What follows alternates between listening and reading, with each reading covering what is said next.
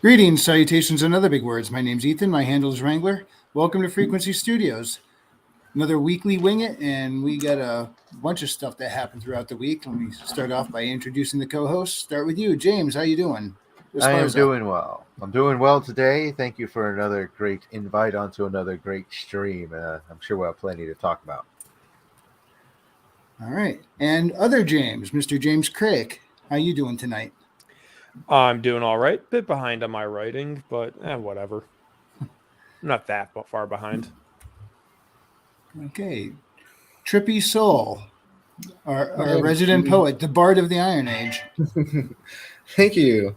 I am doing very good. Thanks for having me and supporting me too. My link's down there now. I feel I feel a little established. It's actually kind of cool. And Raven Nevermore, how you been? Today seemed like it should have been busy, but I seem to have had at least a nice day. Cool. And Maji Chan, with the newer computer system and better vocals, how you been? I'm doing all right. How about you? All right. Yeah, so Joseph Peck just hopped up in the chat. How you doing, Joseph? There's a lot of things happened over the last week. I mean, we got right now Crowder versus the Daily Wire over contracts. We got a cancel campaign that turned into the best marketing campaign for a video game ever. Velma somehow united both aisles of the internet. That's how fun. Yeah. Yep. Nikolai Powell. Good to see you popping in. We're gonna bore him to sleep tonight. Says he's lying in bed and listening to you guys, falling asleep. Nice. All right. We're gonna give him some Iron Age dreams. Enjoy the smoothness of our sweet voices and nerd talk. Just count those sheep. Count that sheep.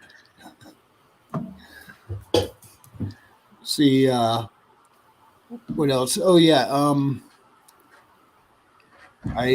we were talking about it over in the voice chat a little bit ago. Shad Brooks and his brother made a tabletop gaming system called Cogent. Yeah, and so now he's talking about that in response to all the nonsense going on with Wizards of the Coast. Oh, nice. I have to check that out, see what it looks like. Yeah, I am completely unfamiliar. I just heard about it this morning, and I pretty much got home just a little bit ago, so I haven't even had time to look it up. And we still got Kikomon. I got displayed in the chat. I completely forgot, but show me, show you, Kikomon. There's been there the whole time. The dude's getting famous just by accident, just by having fun. Yep. We're witnessing a master plan of marketing. I hope he doesn't get sued. He's not going to get sued. He's working for Big Soy. Big Soy, bringing it into fruition. If Big Soy tried to sue him, that would probably have the opposite effect of what they want. They should just let him keep going, and they will make it in. Create his own little white label soy sauce. I wouldn't be surprised if there's a white label soy sauce out there waiting for the meme to come to fruition. Do you guys see that the stream where the artists on Blacklist Universe there, where they were all drawing their versions of Kikomon? Yes. Oh yeah. That was hilarious. That was actually cool to see because some of those comic book guys, I'm like, do they realize just how big those guys are in comics? Yeah, there was what, 3 of them? Yeah. I was like, holy cow. Kikomon just became a little bigger than everybody else. There he is. There we go. Come on. There he is, holding us all up like Atlas. Speaking of Angel.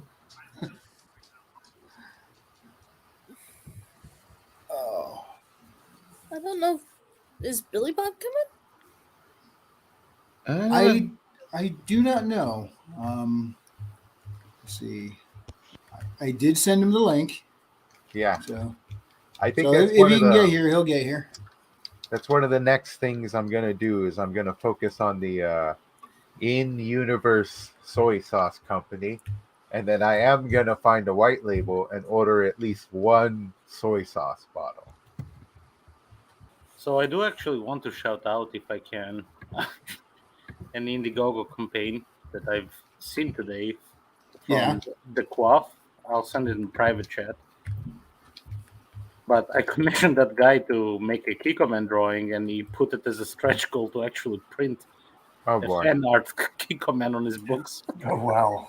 Oh, Okay, wow. so the Kikoban is really living and coming to fruition on its own. Yep. It's going to be a beast in no time. It's going to end up on some Reddits, The legend has started. and then they're going to find out somehow where it came from, and they're going to just call it a white supremacist symbol of the modern era. Oh, You can't the say. new Pepe. Yeah, Okay, yeah. I The am- soy sauce be the next Pepe. I'm working on pulling up that screen share right now. Yeah, I'm sending a Kikoman. I'm sending you a DM. Oh, The Kikoman soy sauce needs a new PR relations, and I think you're their guy. Oh no. Okay, Shotgun Samurai Legends. Follow up the hit graphic novel Shotgun Samurai. yeah, that launched today. That's by the Quaff, who draw that Kiko Beam Yeah. Oh, drawing. well, hang on. I like doing that one better. All right, well, let's take a look. Oh wow. He's already got 27 backers and it launched today. Yep, in Wow. 30 minutes it got paid. Just He's got some fans. Who can save us now? Donkey Madness. Shotgun samurai in their sights. Shotgun samurai strikes with might. A worthy opponent here to fight. Shotgun boom. Good marketing. Shotgun. Excellent. Shotgun. Excellent marketing. Brilliant marketing. Thank you. Shotgun. I'm sure it has enough. It could use a little bit more shotgun. Okay, so that song had to be an homage to something. Like I could feel it was an homage.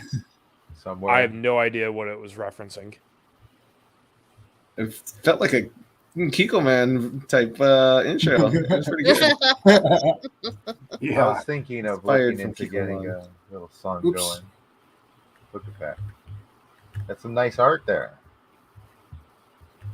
Well Trying placed to- bowl of noodles. Yeah, so if you scroll the way down on the main page, the stretch goal of $2,000 will include a Kikoman drawing from that drawn and quartered that a fan made. Well, that actually the artist of this made. Yeah, right there. Working on coloring that right now. Couldn't believe he did that. Oh, look at him. I like it. Uh, The legend has begun. show you, show me, Kikoman, Kikoman. Kikoban's going to be bigger than all of us. And I produce zero art. You are the art of interaction. I just found that video funny and it stuck with me for many years. So I kept plugging away with it. Well, it's worked out well for you. Yeah, well, you know, that's how marketing operates, man. I market the soy sauce. Yeah, you marketed the shit out of that soy sauce character. Yeah, sure. Now we're all going to have to write stories revolving around soy sauce. We're going to have to write a Kikoman story. Sure.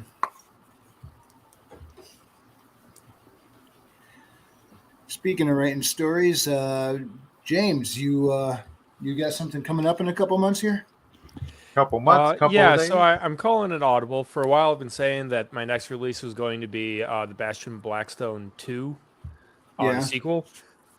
editing and getting cover art for that's going to be a bit more difficult than I was expecting. So I'm pulling ahead my 5th novel to be my 4th one. It is a story about 5 people that get stuck in their office building, except it's a nightmare version, and none of the doors lead to the right rooms. Everything's been scrambled, and they can't find the door out. Also, magic and monsters and clones and. Oh, so the randomizer has been turned on. Oh, boy. Well, getting stuck in the office building is the nightmare right there. Yes, they're stuck at 5 minutes to 4, and they can't find the way out, and it's been 3 days roughly. Oh, that's Oh, boy. so terrifying. I got to go into the office today, and that was interesting. I am so glad that I work from home. Yeah, well, So do you have an ETA on when that's being released again? Or I can probably get that out middle of March. It's seeming like I've got a bit more editing to do on it. I've already got cover art working for that because I'm going to be ironically using CalArt, and a friend of mine was able to hook me up with a ironically horrible cover that I think will hit the corporate dystopia perfectly. Nice.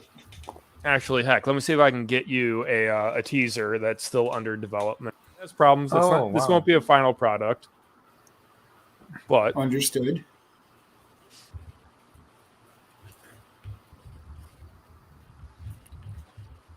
Yeah, and James E, you got any updates on World Without End? I got my little short story coming up. I actually increased it a bit to add a bit more character, a bit more punch, because I think I mentioned it that I've been pushing the advertisement on that one pretty hard, and I just want it to be something worthy of consumption. I added in a alternate cover for people to consume for my $5 a month subscribers on my Substack, working really hard on creating them really great stuff to make that $5 worth it, you know. So if you guys want to support that, that's at worldwithoutend.substack.com. We got a lot of great stuff that's going to be coming on there. And I got some short newspaper clippings that are like in universe that are going to be releasing soon as well. A couple days, Cool. in fact, yeah.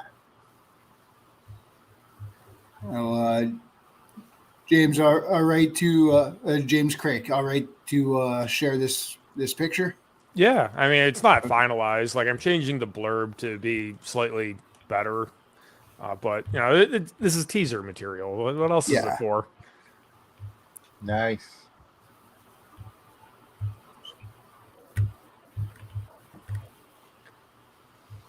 There we go. Oh yeah. I like I the like T-Rex on the back. Mm-hmm. You know, that's one of the problems because the monster doesn't look like a T-Rex. It's supposed to be like an iguana the size of an elephant. Huh. All right. So I'm trying to get that changed. are the doors supposed to match? All those doors going the wrong way. Are the doors supposed to match from the back cover to the front cover? I kind of Am I like it. Seeing that wrong. They do. That's one continuous pattern. Is the angle throwing you off there? Oh, No, I I was just- could see it being like that when it's closed. Right now, we're looking at it from the open view. Once it's closed, it would make a very continuous pattern. Oh, it does make a continuous pattern. I just when he said it was something seemed a little off, I think he was talking about the slant to the pattern. Mm-hmm. I like it. It causes a little disorder. Mm-hmm. When That's stuff's the whole point. straight, yeah. And, when stuff's that- straight, your mind doesn't see it as much. If it's at an angle, they see it better. Angle. I've Well- actually played around with that when I worked at my internship. Cool. Nice. One of the things I was wondering about was if the guy going through the door from the back cover was the same one coming through the front door on the front cover. Sort of. So this is more of a stylized depiction of the setup because, like, in the story, the rooms are all shuffled, but they're static until someone manages to escape, and then all the rooms reshuffle. So I like- you have to find a different exit at a different part in the maze. and it's one person at a time gets a ticket out, basically. This is just it's symbolism. It communicates quicker to a potential reader. Go for it, Kiko.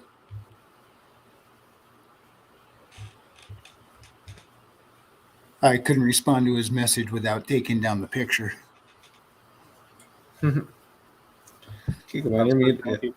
I like all the detail you put into the spine. A lot of authors ignore the spine completely, but you actually managed to get the design to wrap all the way around. That's impressive. I wonder if I can expand. I have a good friend doing graphic design. Yeah. Nice. Yeah, that's an Did you advantage. get a? Did you get like a? Did you get one of them printed out already? Make sure that the guys on the other end aren't going to screw you over, because I know that's a big thing. No, I too. don't even know the spine width yet. Like I said, Okay, I still have yeah. a bit of editing to do, Yeah. so the page count can change.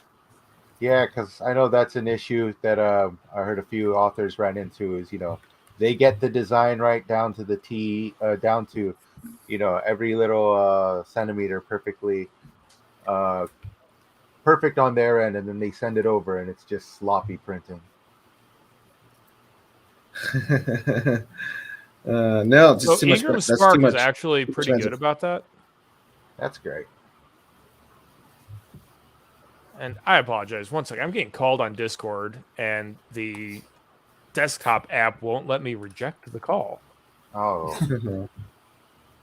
So I have no idea what anyone said, because all I was hearing was Oh, that's so annoying. blowing up Do in that my sound again? ears. No. We'll clip it later. I'm waiting for a coworker to come by. He keeps blowing up my phone. So, related, does anyone else have a huge pet peeve about people trying to call them, and if you ignore their call, so their reaction is to immediately call you again? Well, if And you're then when doing you ignore them that again, they try depends. calling you on your computer. if that's like an emergency, then yeah. Yeah. I mean, but if it's like not an emergency, Me and all two of my friends Huh. have discussed this at length. If we call and there's no answer, we don't try and call again right away. If we do try and call again right away, then we know it's an emergency. Yeah. I used to have a family member like that until I told them, if you do that again, I'll block you. I blocked them for a week and they stopped. that's the soy. Yeah, it's not my friends that do that. It's only my family members. Yeah. So anyway, we got a first timer on the stream here, Joe Average. Joe, how you doing? I'm doing all right. Can you hear me? Yes. Can Yeah. hear you well. Okay, sweet. I may have been testing earlier and I may have been yelling in your ears thinking I was muted. I'm Nope, sorry. didn't hear you. You're good. This Oh, is the first time we're sweet. hearing you. I didn't actually mess up yet. anytime still. Hey, Yeah, we won't actually hear you till you're in the show. as long as I make it through the first. Well, no, I was technically in the show. You were talking about the book spine, and I was over here going testing, like Oh, yeah. checking out OBS, and was like, wait a second, it's not picking up that microphone. And then I went pale, like more pale than I am. So yes, well, thanks for having me on the stream. Hello, world. Oh, Hello? Tell us a little bit about yourself. Well, there's a lot about me. I'm just a redhead from the middle of nowhere, and I'm working on hopefully some YouTube videos. I've got several pages to a book that I've got a good timeline out for. I'm working on a TTRPG. I'm working on a game that goes along with that, and I work full time delivering boxes. So, and I've worked in just about every field that you can, well, that you don't need a degree to get into, it seems. I'm with you on the delivering boxes. I used to drive for FedEx a while back. Hey, you know, if you become people's favorite person when you show up with the present that they already paid for. Yep. Whether it's pizza or boxes, I don't know, but Yeah, pizza was the other thing I did. Right now, it's car parts. car parts. Yeah. Hey, I can appreciate that. I work on my own car, and I just learned how to align the front end, and I just did that myself, and it turned out perfect. So Nice. Sweet. I'm happy. Not that hard. So you said you're working on games. Yeah, I'm working on. I've been doing a tabletop role playing game for a very long time, and the topic is going to come up, I believe, with Wizards of the Coast if it's not already. And I was like, you know what? I can do, but I've been messing with D&D 5e for a very long time, built my own world and all sorts of fun stuff. And I was like, you know what? Why don't I just get on and make some of my own stuff? Because I'm like, I could do this better. And so I've been working on ideas with that for a little bit, and only recently have just started to put it together. And then the whole OGL thing went down. And, you know, it's like, well, I kind of wish I had stuff put together better earlier, but with the friends that I'm with currently, we've done so much homebrew and stuff like that, that I've got friends that are chomping at the bit to get started with it. And so that's in the works. And then I was also building a card game on the side to kind of match up, you know, just to really thumb my nose right at Goliath and be like, you know what? Come on, Wizards of the Coast. And I was like, all right, so we got to have a card game on the side as well to Now, is this a rival card that. game that could operate separately or in concert with the tabletop RPG? Yes, it does both of those. And without like talking too much about, you know, especially if this is going to go public everywhere, I don't want the surprise elements, no spoilers, but there's going to be elements to it that are going to go with the TTRPG. It's not going to by any means, it's going to be as separate as two separate games, right? But there's going to be crossover, and there's going to be like setting crossover, you know, as well, with the base setting that I would use in the RPG, right? If that makes sense. They share some setting elements, so but then people will make their own settings and stuff like that, and the RPG just becomes a toolbox by which they can do some high fantasy role playing. Yeah, more of a template rule set that you could make your own house rules or whatever. Well, it should be self-contained enough where you can sit down and play through a game using just the rules as written, right? But of course, RPGs, everyone likes to mess around with them. People like to do them better or a little bit different for their own table, so that I would want it to be well enough adaptable to anything and changeable enough that people can do their own things. So I would assume that would happen. And I'll, you know, put allowances in the rule book specifically saying, hey, change this up. And there's actually going to be two RPGs.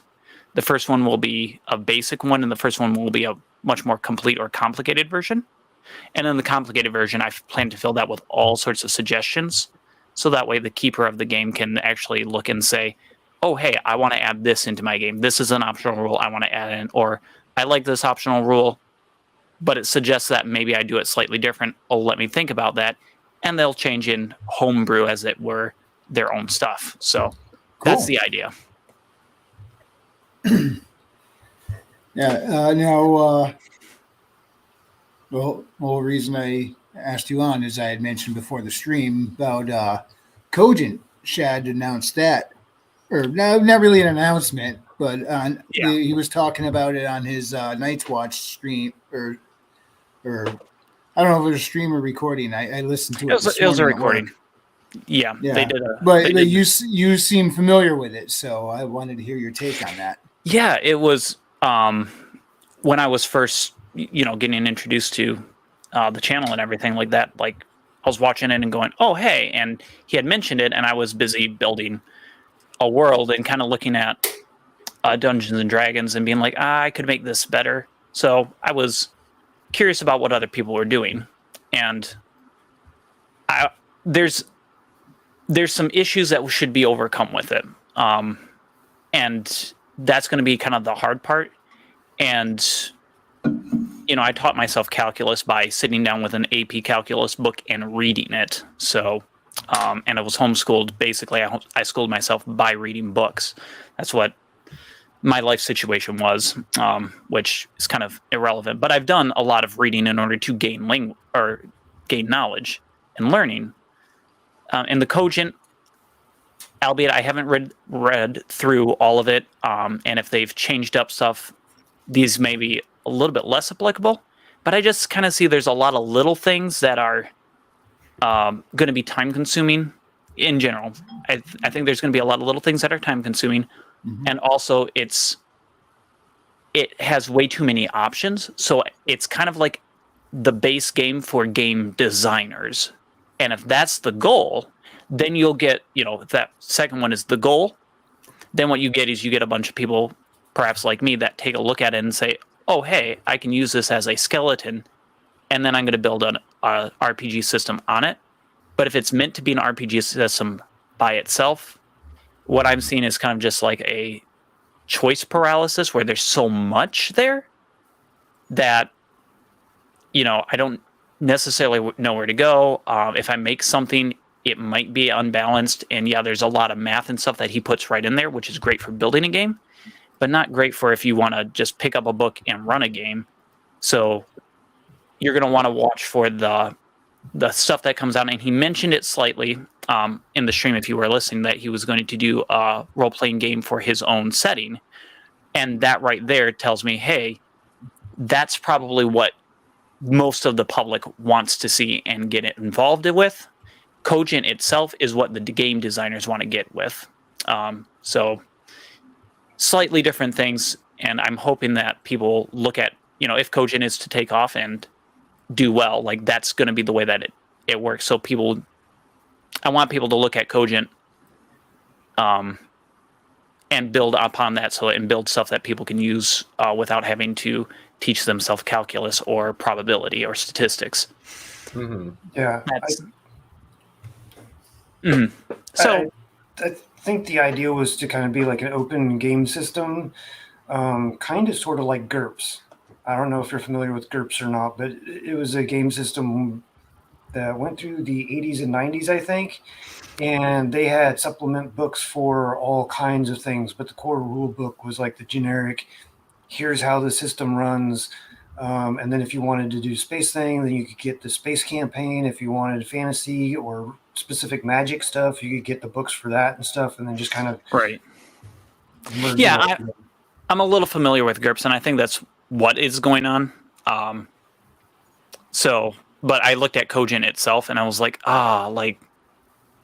there's no specific classes. It's like, this is here's how you build a game. So that it gets me excited, but it's not going to go anywhere until people take that and build a game with it. So if that's a tool that people find useful, they can build games off of that and then continue. And I think that's ultimately the goal, but it's not going to be, Cogent itself is not going to be something that some random person walks into a game store, picks up the Cogent handbook, goes home, sits down with some friends, and they build characters right then and there and never look at another book again. That's the misconception that I was having before, and I don't want people to carry on that misconception unless they've changed it. So again, it's just been announced, and they're officially launching it somehow. So it was like a official, unofficial announcement. Yeah, I think he said he was going to put an actual, more intended announcement out sometime soon. Probably to talk about the actual purposes and stuff like that. So while I'm sitting here going like, I think this is what it is, he'll probably answer that question very soon. And I think that's what it's going to be. And if not, we'll find out when that happens. So I'm excited to see what happens. And, like Shed does a lot of stuff over there. So he does. Everything we're trying to do, he's doing a little bit of all of it. Indeed. That is very true. How long do you think before he dethrones Kevin Smith as King of the Nerds? Or wait, he already did, didn't he? I don't know who Kevin Smith is, but I'm also a person who lives under a rock. Kevin Smith dethroned himself. Yeah, I know. Jane's Silent Bob. He's Silent Bob. Yeah, he's still fun as Silent Bob. He makes another Jay and Silent Bob. I'll go watch because They did the reboot just I think 2020 they did a reboot or something Did because they really? I didn't even know about that. yeah, Jay and Silent Bob rebooted, and it's just a kind of meta film because all the movies are like being rebooted at the time, and it's a continuation of Jay and Silent Bob Strike Back, which they went to Hollywood in that movie, and that was like early 2000s. Well, Hollywood now is a completely different scene, and what they're doing with movies is completely different. So they're all a bunch of jokes on that. There's a great scene though in that with Jay and Silent Bob talking with Method Man and Redman about the difference between being a dad and a father. The whole premise is that Jay finds out that he has a daughter, and he wants to like kind of be a dad for her, like that. So there's a lot of like father themed in this movie. It's pretty good. Yeah. Well, let's say hello to the chat. We got Jonathan Rosignol down in the chat. Hello, Jonathan. Herman P. Hunter's the Lore Forge. Herman, what's going on, man? Hey, Oh, Herman. actually, Or is it Herman? right before the show started, this It's Herman. popped up. I had to run out to the door and grab that. Ooh, what's that? Ooh, new toy. It's not a box, so I can't see it. Oh, is it? Oh, I know what it is. Nice. Revenant? Ooh. The Revenant in the Tomb. Nice. Is that Herman's book? Yes, it is. Nice. It's on the list. Nice cover though. And also, that was in there too. From Timo Burnham. That looks good too. Ooh, I have this one too. The Black Saint. Yeah. Hey, I'm getting kind of crowded on the shelf over here. Going up quick. I know. Out there. Black Knight keeps asking me how far I've read, and I'm like, I keep finding stuff. Also, we got JVP down there. How you doing, JVP? JVP. I like that guy. Yeah. I'm excited for his audio comic, man. Have you guys heard? When's Ruthless #2 coming out, man? There's #2 coming out. That was my question. That's pretty good. Yeah, that first one was good. Yeah, no, it was good. I think Richard, I'm more into soft rock, but the way he did it, man. yeah, it's good. It's a blend of mediums that work so well together. Yes, Nikolai, an audio comic. It's actually on YouTube. However, I just remembered I need to. JVP knows this stuff. That's for sure. I could say so much to that, but I'd rather not get Wrangler in trouble. Oh boy. Yes, I could get in trouble perfectly fine on my own. I don't need help.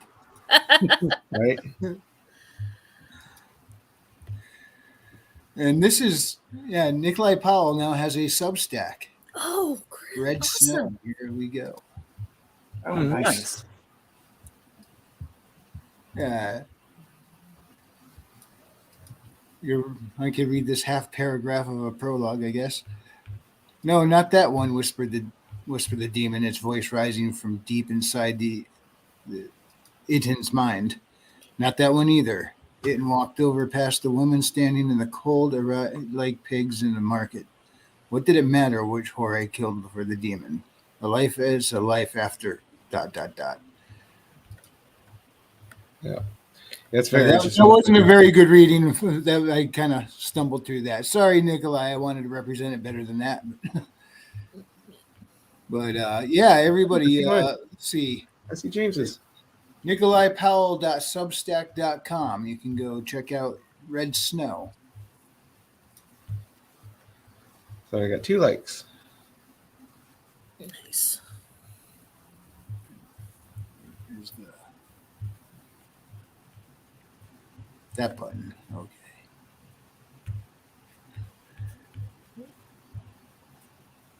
Cool. He's not going to smite me. It's fine.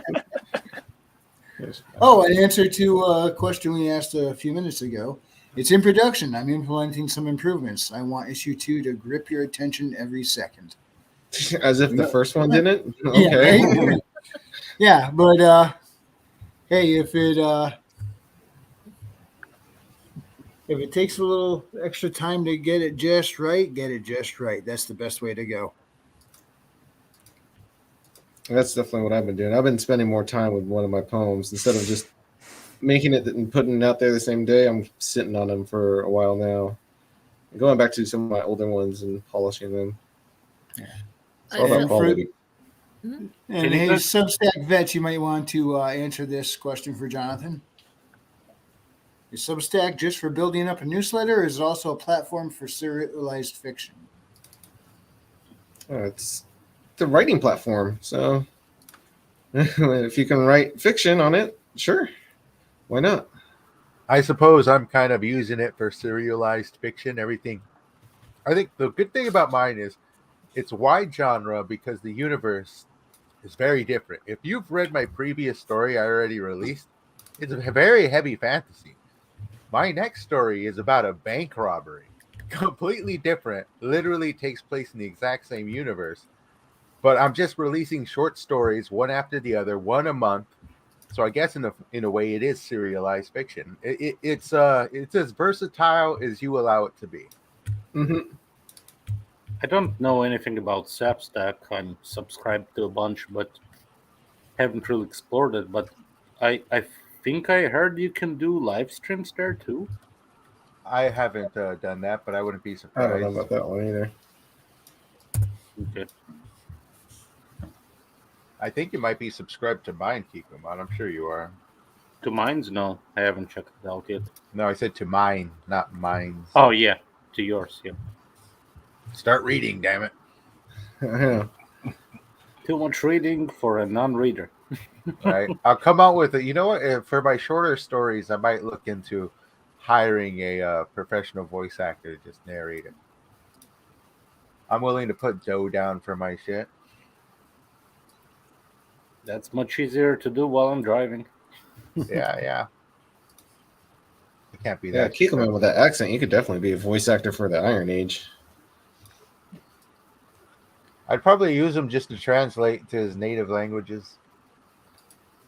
I'll start, penetrating the Russian market and then the Jewish market. For Mother Russia. Mother of Russia. Oh, hey, Jonathan, why are you not willing to use? You're not willing to use Kindle. You won't publish through Amazon. Why is that? If you don't mind saying, I don't mean to put you on the spot. It's probably the monetization, if I had to guess.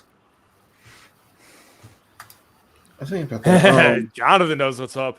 Nobody uses Kindle Vella except the No? people publishing to Kindle Vella. Well, what's Kindle Vella as opposed to KDP? KDP is Kindle Direct Publishing, which is for releasing complete novels in ebook form. Kindle Vella is it's a pay only web novel platform, which whoever thought that was a good idea at Amazon needs to be fired because the standard practice for web novels is for everything except the most recent chapters to be free. And that basically proves that to your potential reader, like you go, my story is good. I'm releasing more weekly. You should pay to get to stay up to date. Kindle Vella requires you to pay from chapter 1. You have to pay to find out if you'll like the story, which is a completely different business model. Yeah. So I published to Royal Road, which, Jonathan, if you write something that appeals to teenagers, you might find success there. There are some notable downsides, but that's where I am. And people are actually there, and there are a lot of authors that make a really good living by getting a following. There's some techniques to that, and then they lock the next month of releases behind a Patreon paywall, and you can make thousands of dollars a month very easily doing that. And they say literature is dead. How dare they? The traditional publishing houses have become so stupid that they have polluted the entire creative endeavor. But I literature would is not dead. Yeah. Very true. And speaking of marketing, gentlemen, I have great news. Trippy gave me the idea yesterday, and I actually secured a contract today for a hot cosplay babe to say please subscribe to my YouTube channel. Nice. That's oh right. no. Marketing. It is not me, I swear. Oh goodness. There's plenty on the internet you can choose from. We'll see an anthropomorphic pony wearing a swimsuit while saying, "Yeah, I'll take the picture in a minute. I'm trying to beat this game." That's awesome. No, he's also James is gonna come down here at Comic-Con and make little pamphlets, and we're gonna help him hand them out at Comic-Con and promote his promote his stuff. For the foreseeable future, I'm going all in. I'm gonna secure me a spot at Comic-Con. Hand up pamphlets in the front. Oh, Jonathan has a question for you, James. How much did she cost? About $25. Damn, The internet, you man. guys make your sound. Never mind. I mean, she doesn't have to say much. Just like, I think it's like 25 words. I mean, come on, how much you gonna? That's basically $1 a word. Yeah, that's good. One of the funniest things I've seen is, I forgot which channel it was, but they got a sponsor from a Viagra company, and they hired a half-naked girl dancing around while they were reading the ads over the internet. It was fucking hilarious. Oh, yeah. And they did that as a joke for the most part. I actually found this one that I'm pretty sure is like, I looked into it. It's mainly bullshit, and they get like no traffic whatsoever. But you could basically secure for like $200-$300. You can secure a TV interview to talk about whatever the hell you want for about 5 minutes. But I see we got something much more important in front of us here. More James Fraser. Ooh, James. The Undying Emperor. Yes, on Royal Road. Okay, James, you want to take it away? Oh, sure. So this is my free to read product that I like having because when people are hesitant about spending money on my books, I get to go, well, you can read my epic fantasy series for free. And I took a huge goal with this project because web novels reward very, very long stories, and I didn't want to meander.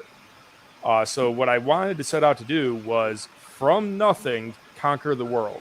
Every step of the way, not cheating and just going, oh, and then, all the countries got into a war and he won the battle, therefore. I'm actually going to play it out that he has to conquer every kingdom in the world. Okay. Deal with civil wars and rebellions and espionage and secession crises and everything. So the idea is that it's kind of like a mix of King Arthur if Merlin was a little more evil. The main structure to the story arc is based on Napoleon Bonaparte. And I release 2 chapters every week of this as my free-to-read loss leader to get people to buy my sci-fi on Amazon. That's a really good idea. Yeah. Well, that's a new way to bait and switch. I like that idea better than the way that the movies are doing it right now. Yeah, Oh, so Jonathan, yes. maybe this is something that would be a little more up your alley.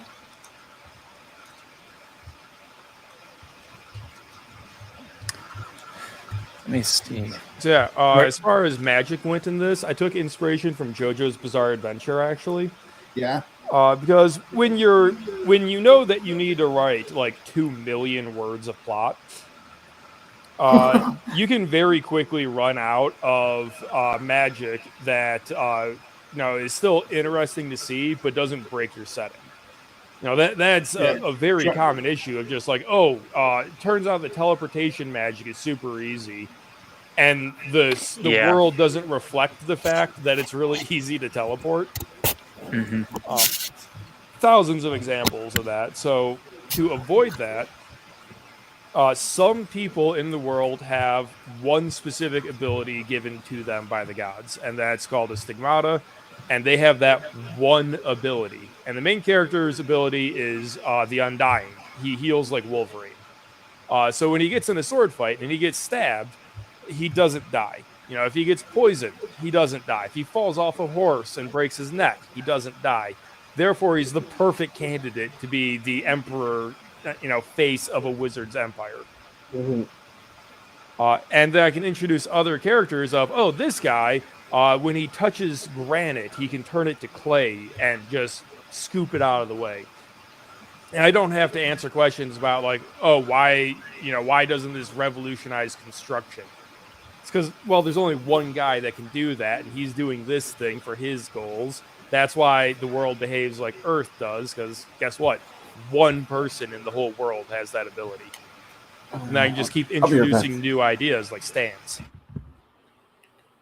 Yeah, so you had to think way ahead of where you actually are, and that sounds like it would get far more complicated than a regular novel. Hey, Frequency, can you drop the link for that in the chat? Yes. And, kind of a little bit off topic, but teleportation freaks me out every time I think about it. Well, it depends on how it works. Well, see, the way I write it, like the teleportation spell, only those who are schooled in magic can do it. Then that way it's not like average Joe Blow walks out and then teleports somewhere. No, I'm more thinking about, okay, if you deconstruct yourself to the molecules and reconstruct yourself, did you die? And is that a new you? Where did the soul go? Type of deal. Yes. Is it Okay, the same? Going into Is it the same Star Trek. spirit, the same consciousness, or just a recreation? Yeah. If you were to take all the neurons in your skull and pull them apart, but still maintain the electrical connections between them, and you just doubled the size of your brain, would you have changed? Would you still be you with a head twice as big? I'd be a lot more arrogant. I feel like I'd be quite the airhead at that point. Well, what if it was 100 times the size and you were still maintaining it? What if it was 1,000,000 times the size and the neurons were still communicating to each other? Well, but I would what if think they're you'd different still be neurons? Yeah, so what if I remove half of your brain and then later put that half back together? No. So, James, what if you copy your brain and paste it elsewhere? Yes, Which one Star is you? Trek teleporters are murderous. But teleportation is not implicitly murderous, is my point. Ask Thomas Riker. The thought process that goes behind these things is really, really interesting. I get it. Of course, there was the thought. I watched a video on this, and it kind of like deconstructed that whole idea. And then it's like, well, what if every time you go to sleep, you just cease your consciousness? Well, do you die every time you go to sleep, and then do you wake up? Are you a new person? Exactly the type of thoughts I have every fucking day. And then it was like, well, I'm like, I don't think that's how that works, but hey. So in my fantasy setting, I have an objective answer because you can actually measure people's souls because people, like their souls are their minds, and there is a realm of ideas superimposed onto the material world. And that's how the main character's stigmata works, is because his soul knows what his body is supposed to look like. When it detects that he's different, it pulls it back to what it's supposed to be and reforms the material world to match that. So he actually has a lot of certainty in these things. Nice. In reality, not so much.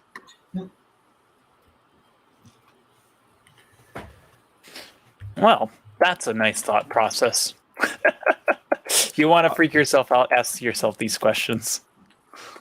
Well, it's kind of like artificial or AI, like when you do like the when you're writing, hey, kind of like the Matrix theory where this person goes into a simulator.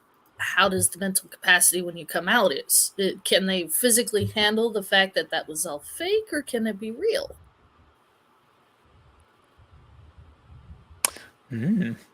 Lots to I explore. think I seen a movie Well. about that. Well, it I was just understand. easier to say the Matrix theory because that's what most people are familiar with. Okay, But- yeah. It's that same mentality. So can you be put together and taken apart particle by particle and still feel normal? Jonathan has got to go. Jonathan, thanks for hanging out in the chat. We'll see you later.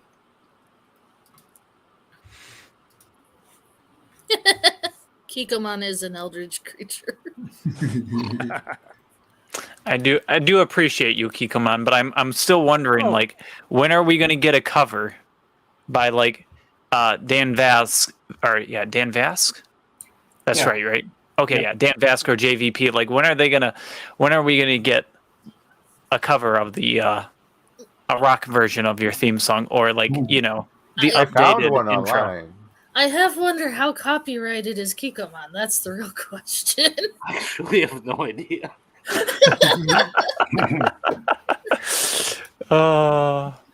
I found a metal version of that song and a few versions of that song that are made by different people out there. So it's known to some people.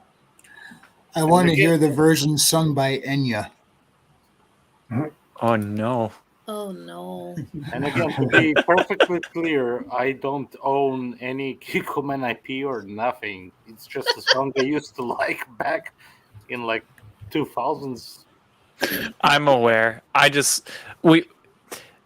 Honestly, the company at this point, especially if stuff over here starts to get big, it's going to be like, they're going to have to just start sponsoring people in the Iron Age just because you exist.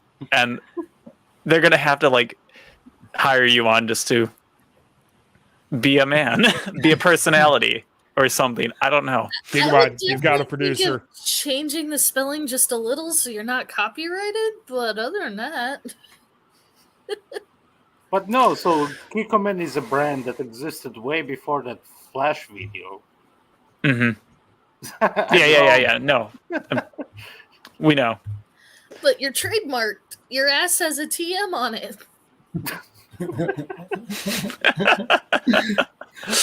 Uh, I don't and know if the and Kikoman brand cares. I just love the your avatar. Oh yeah, that's by Neutron Bore. Hell yeah. Yeah, you did a good job with that. it's pretty awesome. The art stream the other day, just chef's kiss, like so perfect. Like no one knew what was going on, and it turned out so wonderful. Yeah, That was a cultural moment. I think we broke people. It was beautiful. And this is why the company needs to just sponsor this guy. I'm telling you. Like, I don't know, man. I think Kikomon broke Royce. You notice he hasn't played a game since. And I keep telling him to play that's this freaking Soma game. Yeah, Oh, and when he goodness. finally comes back after that trauma, are you really going to make him play the next GOAT game? I don't think he's coming Yep. back. Well, actually, I think today there's a stream going on with. No, it's Yeah. Convoy Bebop on his channel. Oh, Yeah. I'm I watching just- it right now. And I just found this review on here. It says Craig's got great command of the setting, and that shines in his ability to weave the narrative into the fabric of this world. Not only his setting, but he's also got a fine estimation of what life in these sort of circumstances was really like. I left off the top line. Strong pro so far, really exciting start. Yeah, so I have gotten That's the some first review I saw. unbelievably- Some of the reviews I've gotten, I cannot believe that I've gotten these comments. what Some can I people have say? been The so pros and positive. imaginary drew me in from the first moment, expecting something in style more of classic fantasy here, of a character that really needs to rely on their technique and wits rather than brute force. Oh, I thought this is an entire review. I thought that was like 3 Yeah, to some of them are really long. You know, like there's even an expansion to show more. That there's like twice as more. Oh wow. The some the people fact are that really just the kind. fact that you are getting people to sit there and write all this out in response to that, you means you really striking a chord with them.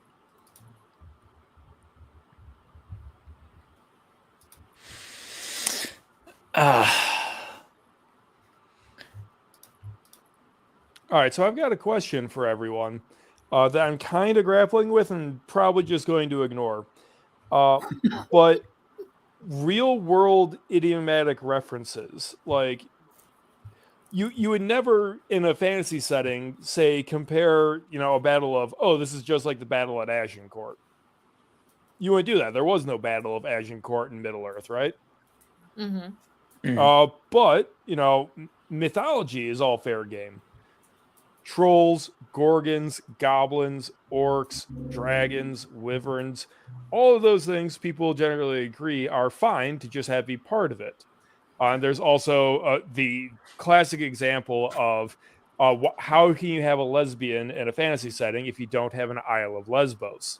It's because we ignore that. Words have a lot of weird origins, and we just kind of ignore that because we're writing in English, right?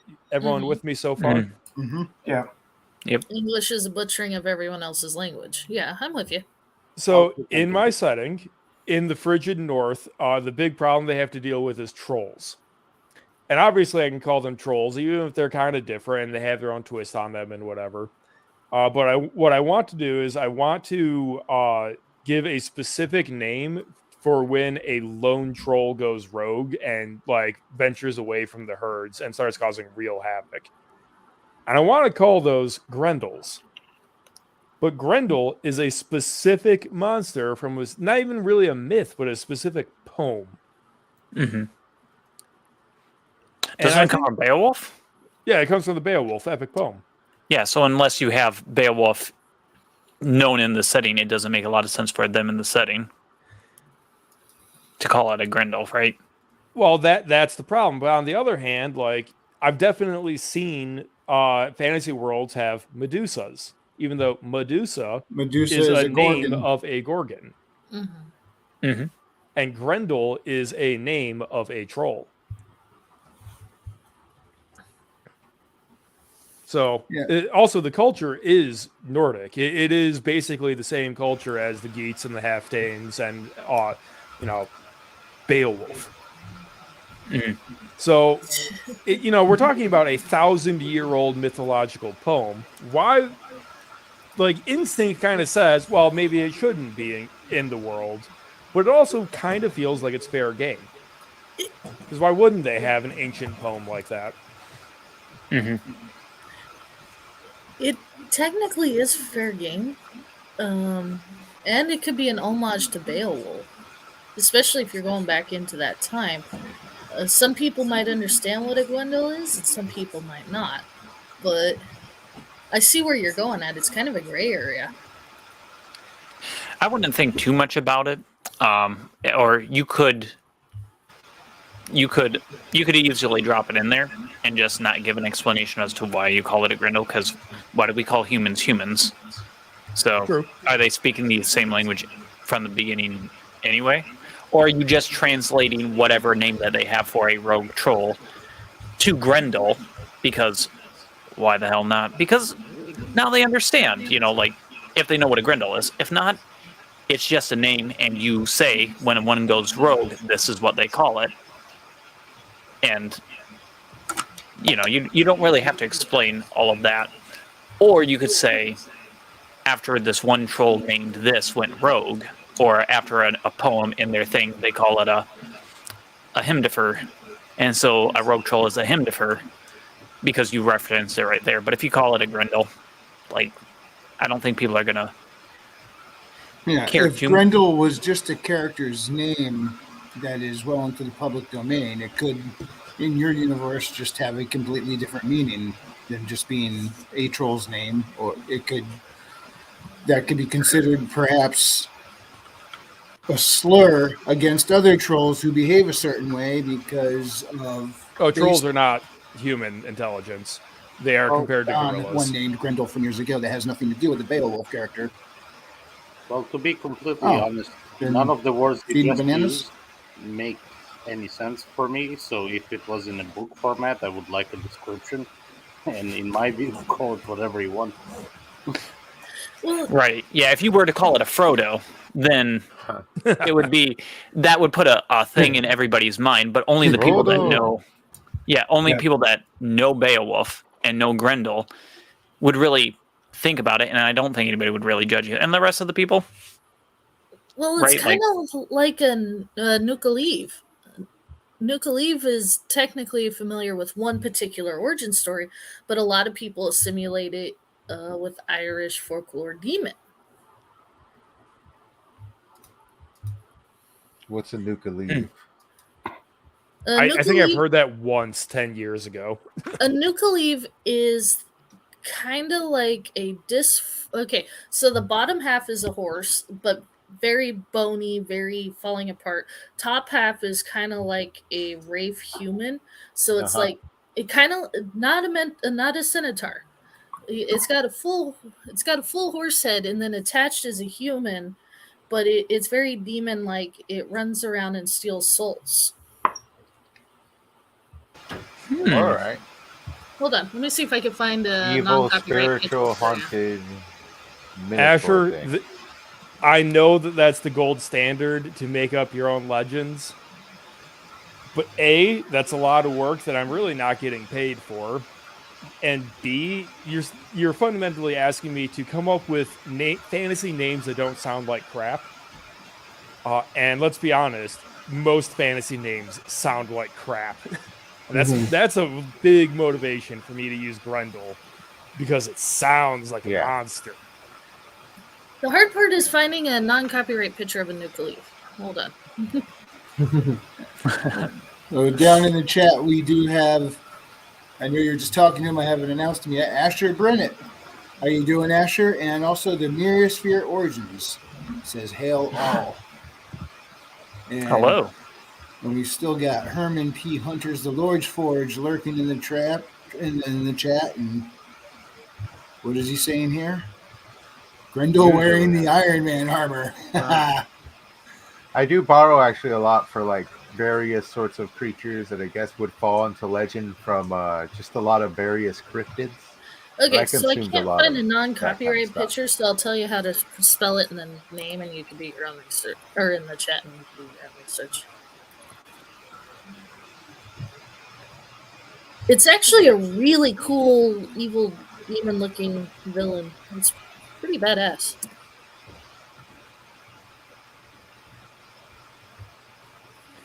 By the way, as we're sitting here with, oh my god, I'm trying to jump back to the YouTube stream, and it keeps like pausing the stream.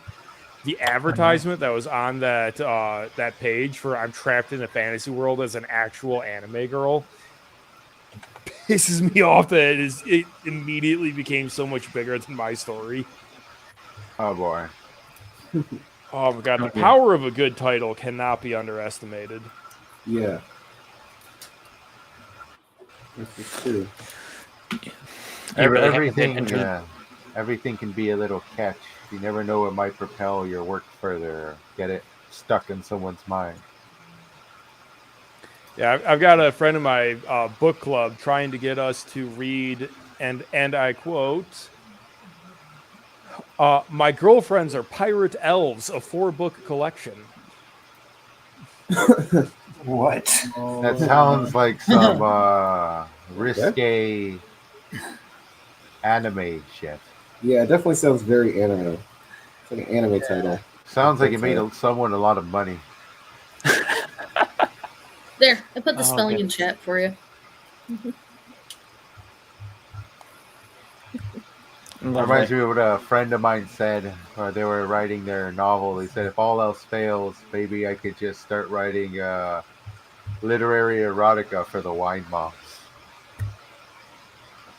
Oh, no. There it is on the screen, Maji.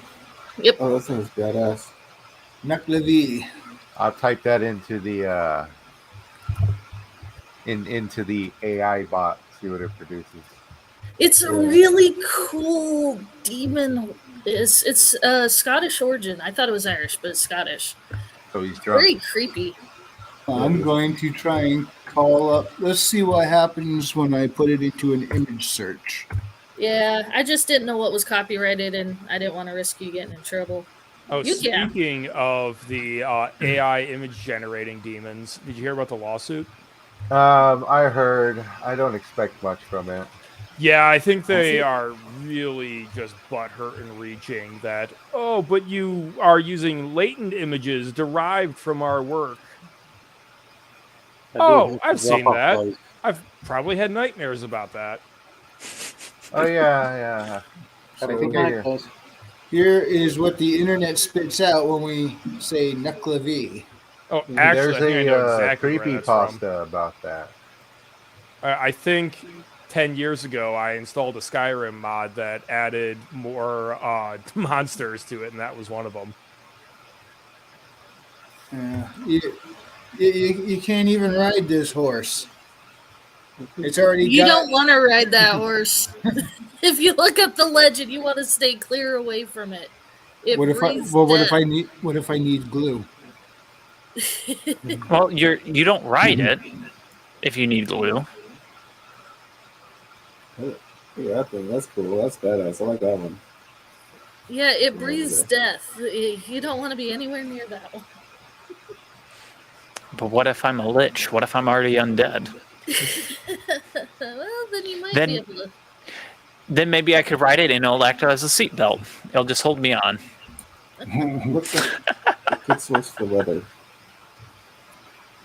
Oh, that's from Ruby. From Ruby. yeah. What a tragedy of a series. It was good up until season 4, and then it got. You mean until Monty passed away? Yeah. Now, what is this? The show you're talking about, or? Ruby. RWBY, I believe. First Yeah. 4 seasons were good, and then it turned really woke. Yeah, it's an Oh, absolute tragedy wow. because it was like the passion of the lead animator, Monty. And then he, died in a car accident or something like that? I think he actually went into coma. He got Yeah. sick or something. Yeah. Tragedy That's sad. happened, and it got taken out of his hands. It's a tragedy. And given to a bunch of far-left radical feminists who ran it into the fucking ground. But the first 3 seasons technically could stand on his own because Monty wasn't sure it could go much further because of funding issues. Yeah. And then it got an anime, which was okay, I guess. But It was pretty. yeah, no, if you want to watch it, the first 3 seasons are actually fairly good. And like I said, it was designed it could stand on its own in case Monty couldn't get funding. I really wish that they would break open the project files for the first 3 seasons and literally just fill the background. Because literally you could see that they were slowly adding assets for the 3D models, and they literally had no budget in season 1. But now they have Warner Brothers money and are wasting it completely. But they would just go back and bring the first season's backgrounds up. I wish they would bring back Red versus Blue, the first. Oh, they 5 beat that seasons. into the ground. I know, but the first 5 seasons were hilarious. Yeah, and then they ran out of material. And then they got woke as shit. Yep. Well, yeah, Well, that's because they Rooster fired Teeth. every man with 2 balls between his legs. That's Rooster Teeth in general. They just went extreme woke. That's actually why Rooster Teeth is pretty much shut down. There's only 2 departments staying alive right now, and Ruby was one of them. Wow. Oh, really? What did that? And they were getting the dudes were getting accused of doing creepy shit. That was one guy, and they ousted him pretty quickly. So No, it was I'm not sure they had any actual evidence against Vic. I don't know. I've only heard rumors, and I know that whoever it was, disappeared like that. So it wasn't. Well, I know one of them was on the Adam Kovic dude. Did you guys hear about the Wendigo scandal? No, what's that? They did a basically a fan art contest for design your monster, and the winner we will include in the next season of RWBY.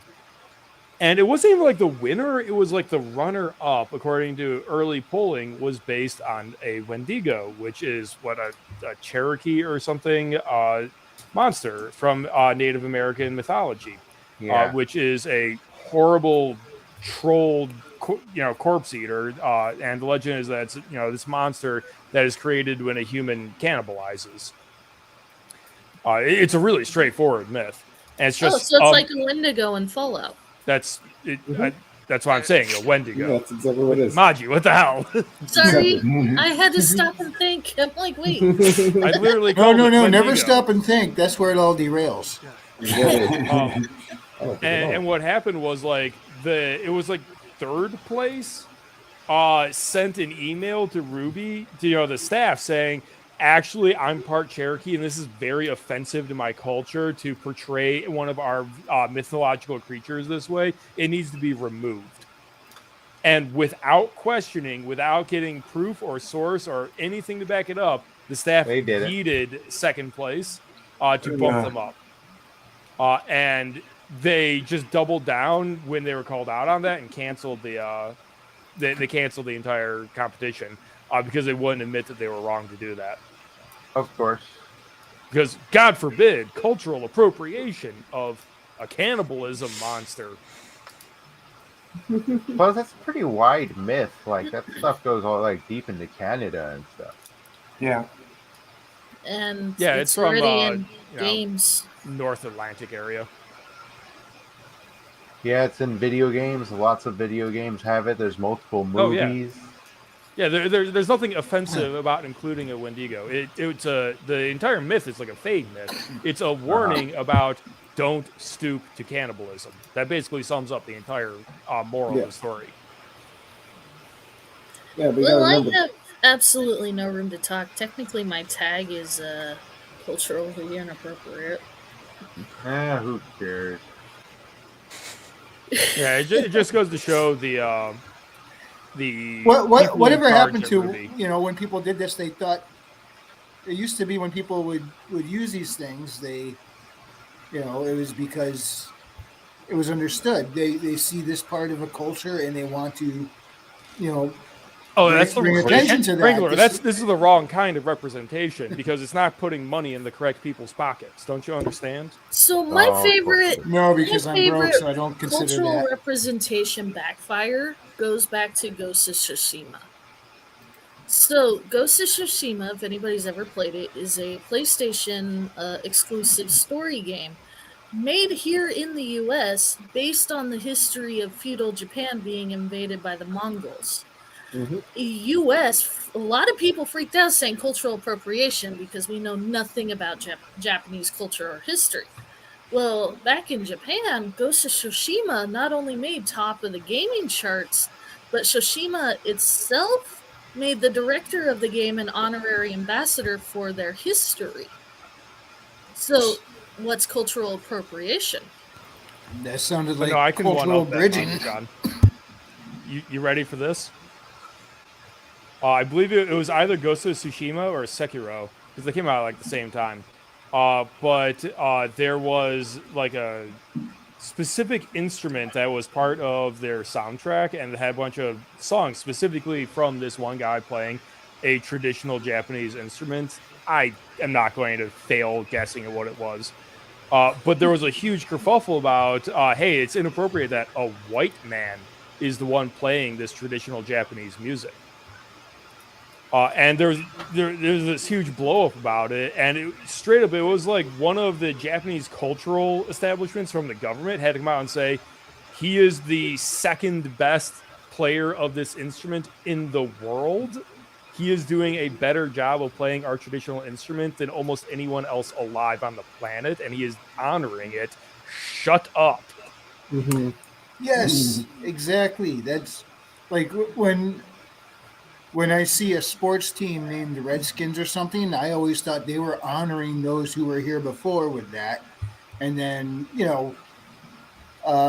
I don't see people from Ireland getting all upset at the Boston Celtics.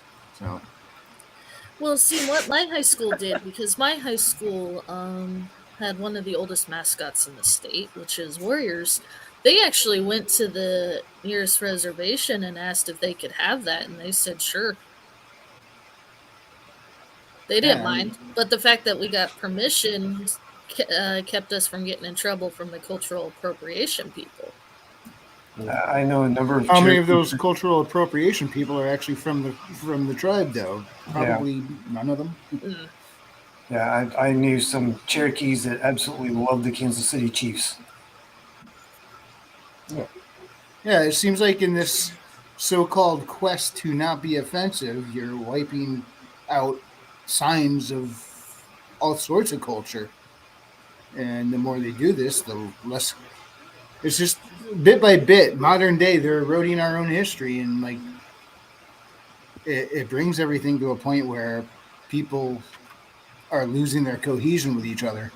Book think by it's- book, page by page, word by word, I history think it's will be also deleted. if it's handled Yeah. with respect and if it's not handled. I can understand. So say like Yeah. if certain like a lot of Native Americans have a lot of religious symbols. Kokopelli guy was actually a Navajo religious symbol that became an icon for everything. But some people are like it's culturally inappropriate, and other people like it's been out forever. So I can understand if it's specifically for like religious reasons or if it's not handled with respect. But in general, I don't see a problem with stuff. You know, Yeah, in general, everybody's being way too oversensitive about it. Yeah. And, my it's high being done on school- purpose because it's just they want to suck out everyone's fun. My like- high school to this day, they actually tried to change the name, but the most they did was just change the mascot like slightly. To this day, my high school is called the Coachella Valley Arrows.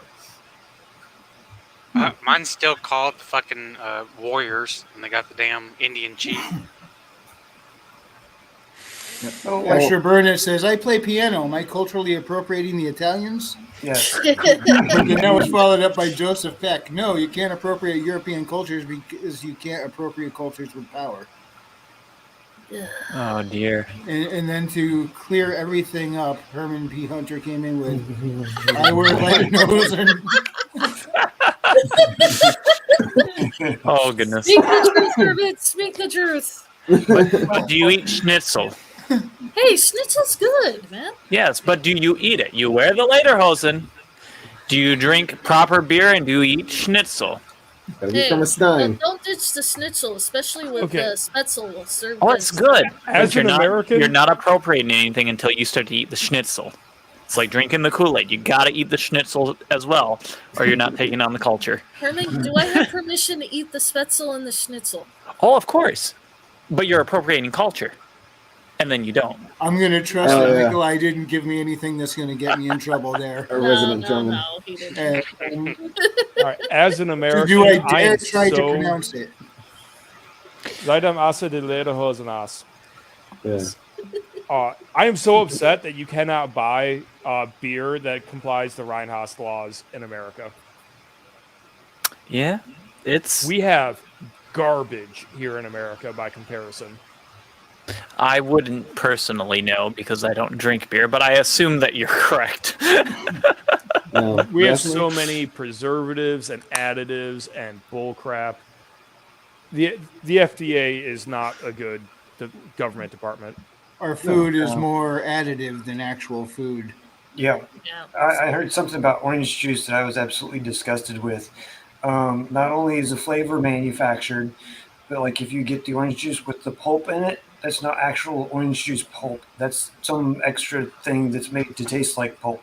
Of course it is. Why wouldn't it be? I'm like, why? It's almost then- like it comes from my literal fictional universe where everything is in one nation where everything is like completely processed. That we're there, baby. We're there. Yep. Yeah. When I get into either my third or my fifth book, there's going to be a point where aliens are visiting Earth, and they see all the processed food, and they're like grossed Spoiler. out by it. Spoiler. Yeah, it's a gag. I'm not even sure it's actually going to make it in the book anyway. But, Alright, but he's going to be looking at all the processed food going, this is gross. How do you guys do this to yourself? And then one of the main characters happens to be walking by and goes, wait till you see what's in the hot dog. I got one for you. Do you guys know the controversy going on with the M&Ms? No. Oh, gosh. I refuse. to No, watch what those happened with the videos. M&Ms now? Okay, so you guys all know the classic M&M characters, right? Yeah. Yeah. The little yellow peanut guy, the red guy. Yeah. Last year, they introduced. Well, first they took away Green's femininity and made her very plain, unisex, even though it was clearly obvious she was a female to begin with. Mhm. And then they made a purple female M&M with a nut inside to represent transitioning. Oh, Is that okay. That's Okay, Yeah, I did female hear about nudity. that. It gets but- better. It gets better. So But I thought that kind of disappeared. When I grew up, a nut inside a woman meant something else. Giggity. So, about a year worth of backlash.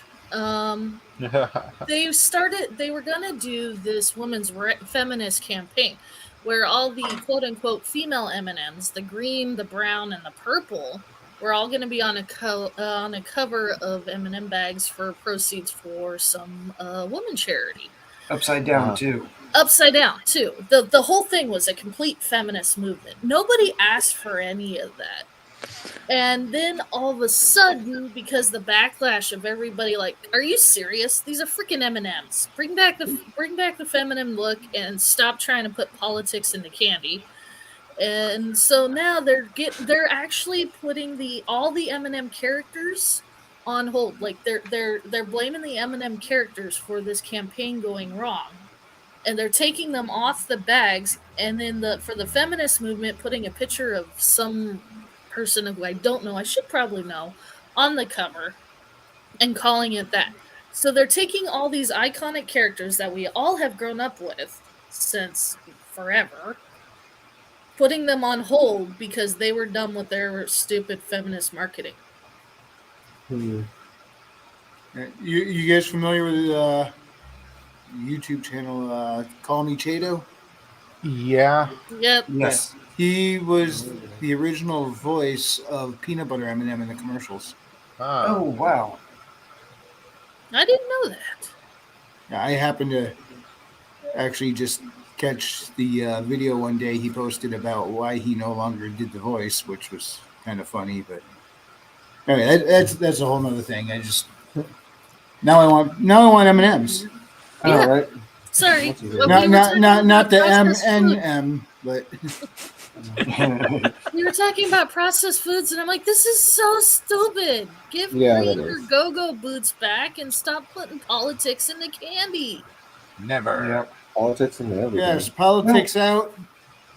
Corn syrup. Well, you know what? Maybe It's also like, what was it, Ben's Rice? Ben was the actual cook, I believe, that figured out how to do the rice that way. And so it was his recipe. And Yeah. that was part of the reason why he was on the box. And they're Mhm. like, Some- oh my gosh, you got to take this black man off the box. And it's like, why? The dude's rice. And same with Aunt Jemima. She was actually Yeah, a that- very popular. that sounds like spokesperson. they're being prejudiced against black people. Yeah, Oh, they took all the Did you guys black not hear people about the new one? Hmm. Oh, there's a new Uh, one, is there? Goya? Literally, a guy started a rice company. Just like it was.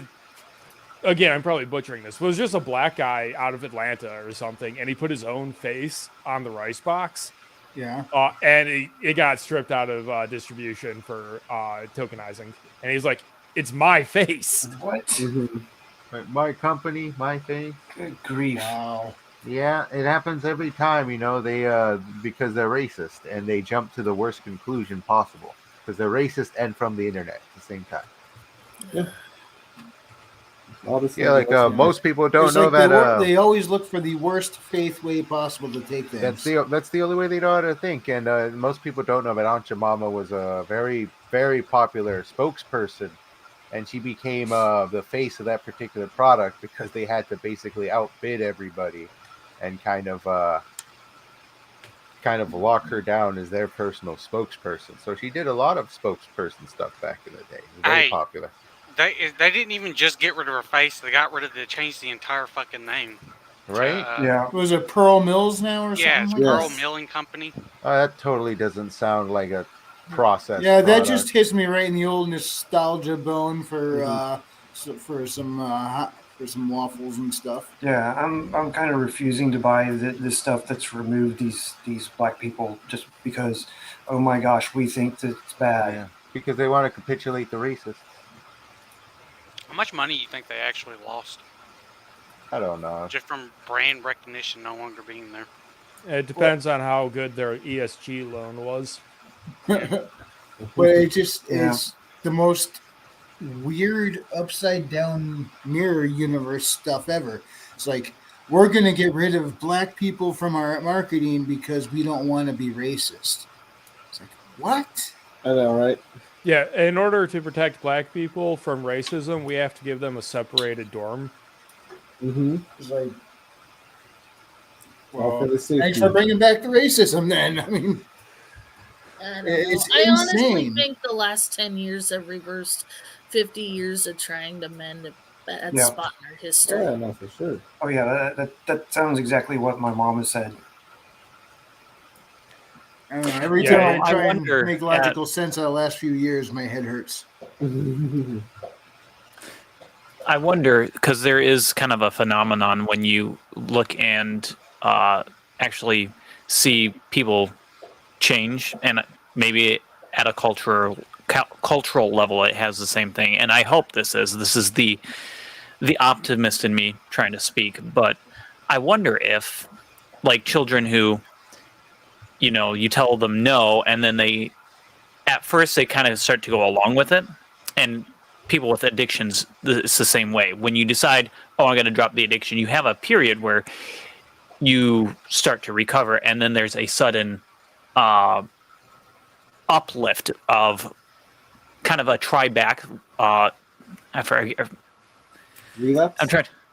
Well, like a relapse, but there's like a resistance before the actual break. Like when somebody detoxes, they go to the clinic because they're feeling somewhat sober, and then they will have a little bit of time where they do okay, and then all of a sudden it really hits, and the craving and everything the desire goes through the roof.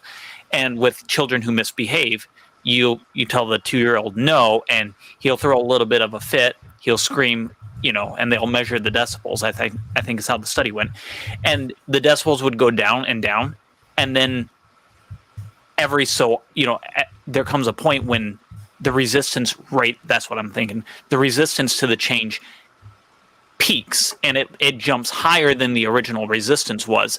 And after you crest that, there's sort of like a change or a breaking, if you will, like a horse, where then the resistance goes down and the change actually sets in there, and with the drugs, it goes down. So I'm wondering if there's something similar happening here. I hope there's something similar here where people are like, no, like the racist thing gave me power. Like I can cry racist. I can cry that you're being mean, and I can shut you up. And if you stand strong, perhaps then at least that problem. I mean, we're never going to live in a perfect world, but maybe that's when we're on that peak where it's like, no, we have to. Because I've talked to people that, the racism has, in my opinion, has gone down a lot, but then, people are raising the cry, and hopefully if we make it through this peak, it goes down and you kind of stand strong on like, no, like this stuff isn't racist. In fact, all of these other things are racist, and you can actually not be racist. And yeah, life is different for different people, but it's going to happen that way, whether it's striated based on your height, your sex, your skin color, your ethnicity, your religion, all of these things. And if you get you to hold that thought for just a moment, James Craig's got to get going. So, James, thanks. before you go, just one more time, shout out your work. You can find all my work on my website, jamescraig.com. I've got science fiction on Amazon. I've got free epic fantasy. I'm in a couple anthologies now. Oh, God, I need to respond to that. I need to get into one more anthology that is waiting for me to approve edits. And I got to bounce because I have to go write a chapter.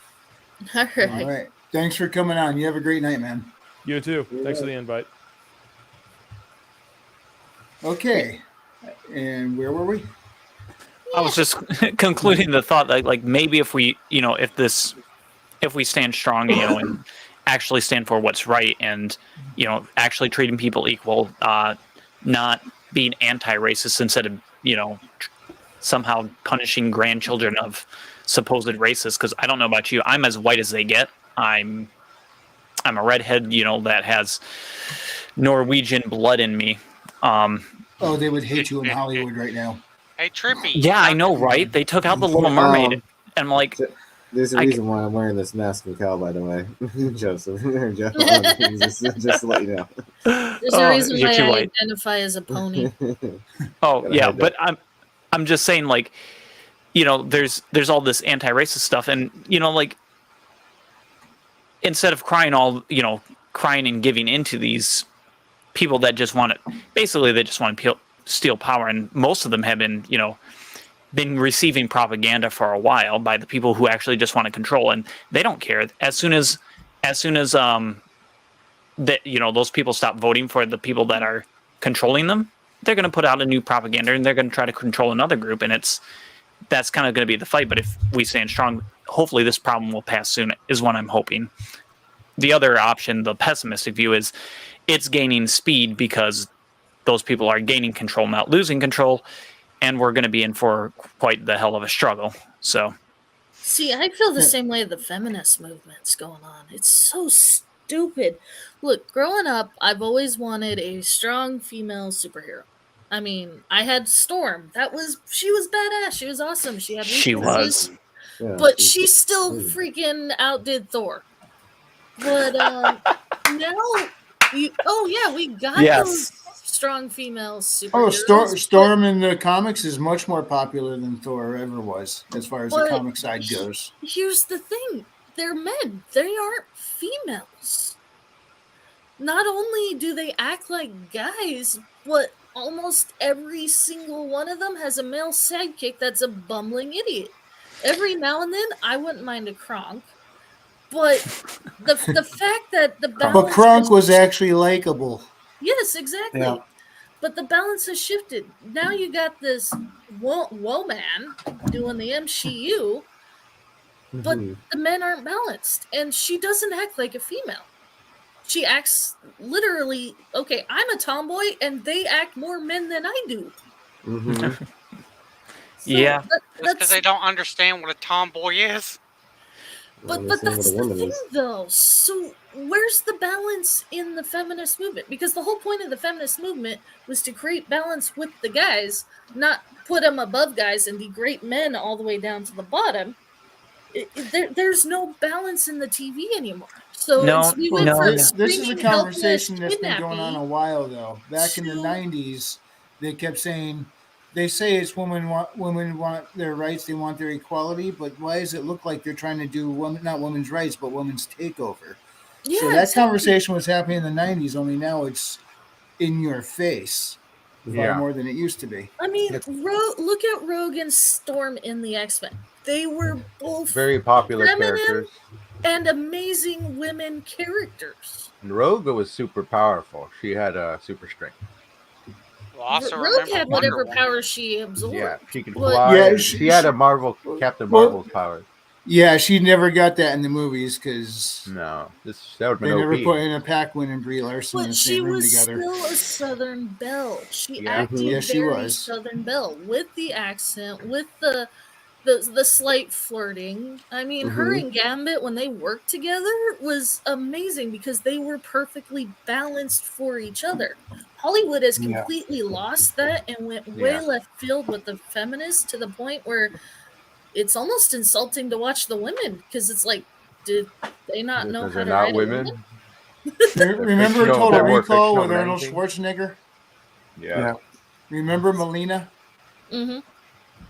She was kicking butt left and right, awesome fighter, but yet she could still be feminine. That they used to be able to do it. I think what it is it's a perfect storm of everything kind of reaching peak clown world all at once, where all these people never prepared for actually making it to their goal, thinking that they were always supposed to suffer, therefore they have to keep on fighting the good fight no matter how much they achieve. And then now all this so-called oppression of the past has been primarily dealt with, and now they're kind of going backwards because they need something to oppress. They need their constant boogeyman. Yeah. Okay, they so don't know who how to rolled their operate. eyes in Infinity War when they did that feminist movement? You Yeah. mean Endgame? What? It could be But- Endgame. I don't know. Well, When the- they all all the- got all the- It was together, all the Endgame. females somehow Oh. all at once lined Did you up. notice Yeah, how they did Yeah. all the females. and then And what's your name? Spider-Man was disappeared? standing there in the middle of them all. Yeah, poor Spider-Man. Yeah. Yeah, and I think it's that and a gigantic reverence for ignorant politics and a lack of reverence for anything else. Seeing everything else as just a ploy and a puppet and a shallow something or other to use to push the political narrative and agenda. But here's the thing, any good writer could easily write that scene in a way where the females could come together and not make it so blatantly obvious that they were being political. I think we ran out of good writers. We got Yeah. lovely political ones. Yeah. Drew They, Barrymore's Charlie's Angels, when they suddenly would just stop and do their pose, was less Right? cheesy than that. I rewatched Yeah. that recently. I rewatched that, and the fight with the Thin Man was absolute cheese, and I loved it. It was terrible. It was terrible, but I Oh, yeah, watched that that's scene a twice. guilty pleasure of mine. I liked both those It's movies, all- Charlie's it's Angels and honestly- Full Throttle. It's 'Cause it an was fun. American. It's an American anime movie. It really is. If you watch that from an anime perspective, that's what I it thought is. that about The Fifth Element, to be honest. I was like, this is a live action anime made in America. I didn't care for the Fifth Element. Maybe it's my Uh-oh. younger generation in me. That was Maybe. difficult for me to get into, but I eventually did. But it took some time. Like at first, I watched it, I had no idea what the hell was going on, Yeah. and then maybe about the fifth time, I was like, you know, this isn't that bad. But it's not something that I often return to. Yeah. Now, to what you were saying before about like things seem like they were settling out and now they're going the other way because they always need a boogeyman. Mm-hmm. I was watching Young Ripa earlier today, or listening to him while driving. He was talking about what's that game? The new one coming out. It's shoot. Forspoken. Yeah, I think that's Yes. I guess the main character is a black woman, and Yes, and people started getting on that game because they're like, they didn't treat her like she's black. They made nothing about her skin color, nothing to do with the story at all. I heard Bunch it's of like that. that's Yeah. a good Yeah. sign from a game. Yeah, you would think they were saying that, you know, they weren't Honestly, doing the only way representation to- right because they didn't put her in a The- stereotype. I guess. I Are you don't know. talking about Forspoken? Yeah, Yeah. it's a white guy that's making these complaints. Yeah, I Like, watched the penis. video on that. White That was guy. fucking hilarious. Yeah, I was just driving along and So that's that how was you know one it's of the brainwashing. videos that popped up in my newsfeed, so I listened to that and I was laughing Mhm. the whole time I was hearing about that. It's We yeah, really it's lost just our emotional. minds. It's the narrative. They're not. That's you can tell they're just repeating the narrative that they're repeating to themselves on Twitter and to They're not Reddit. even thinking about it. They don't Nope, they're not realize. even thinking. They're not rationalizing the words. And that's that why shoot we out need of to their change. mouths. We need to call them like it is. Every time we pop up, call them like it is. You're being racist. That's what you're doing. You're being Yeah, racist. dude, you're racist. Straight up racism. And then Just that's don't what hate- the you're that's white. what the You don't even get to speak on this matter. Shut that's up. what the producer should say, or the production house should say, is like we don't capitulate to that kind of racism. Well, Yeah. gamers don't respond well to that kind of shit either. Most people They don't say- when it's their thing. Gamers, they game to escape reality. A lot of times, like especially like look at the backlash from Last of Us 2. That game yeah. crashed so hard because of all the freaking identity politics they threw into that. Mm-hmm. That's one thing people don't realize, especially when it comes the gamers. are more upfront about it than the other guys, because the other guys, they launch it, it airs, people talk. Gamers would just screw that shit. They won't buy it. Well, remember Well- Battlefield 5? He literally said, if you don't like it, don't buy it. Not Yep. that one chick, but the actual fucking producer said, well, don't buy the game. Yeah, that's Oh, a great wow. way to promote And nobody yourself. bought And they responded with, okay. Then now Yeah. they can't give that game away for free. You mentioned Ripa, and he talks about them taking white stories and replacing them with black people, like just doing an insert with a black person. So now it's a white story, but with a black person as the main character, or whatever. I kind of feel like that's kind of what they're trying to do with female characters when they're doing some of this weird writing, is that they're trying to make the female character a male character and then hide it under a female skin suit or something.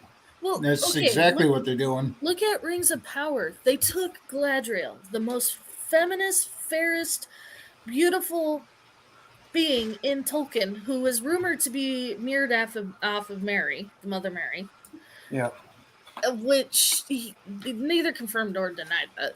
But they took the most fair. I mean, in the books, people were asking for locks of her hair as a gift. That's how beautiful and fair she was. And we're not talking just looks. Her personality, her husband, Celeborn, hardly ever spoke because he knew she was a better politician than him. Now, Yeah. I hate to mention this evil atrocity, but it's this bad of a comparison. Look at the Galadriel in Rings of Power.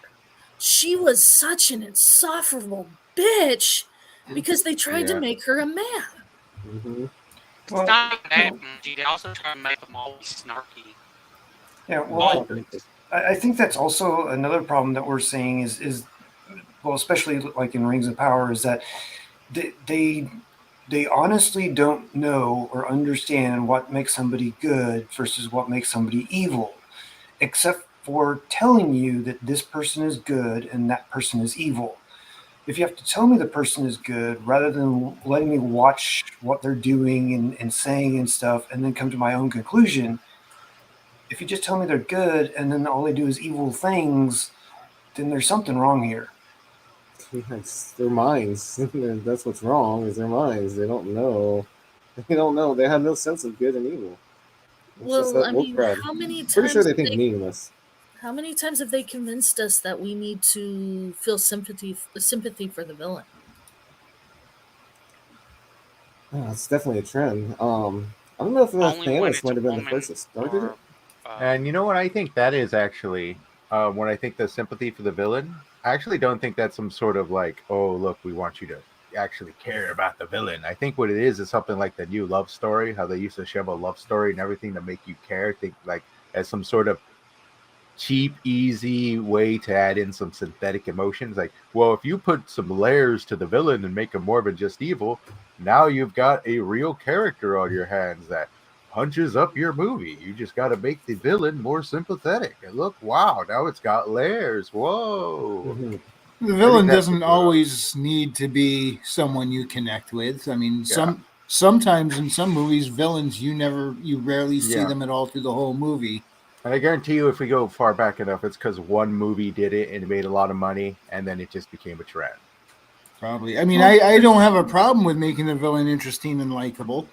I mean, I know a little bit of an odd example, but the Disney movie Hercules, James Wood played Hades in that, and Hades was the most fun Disney villain I'd seen in I don't know how long.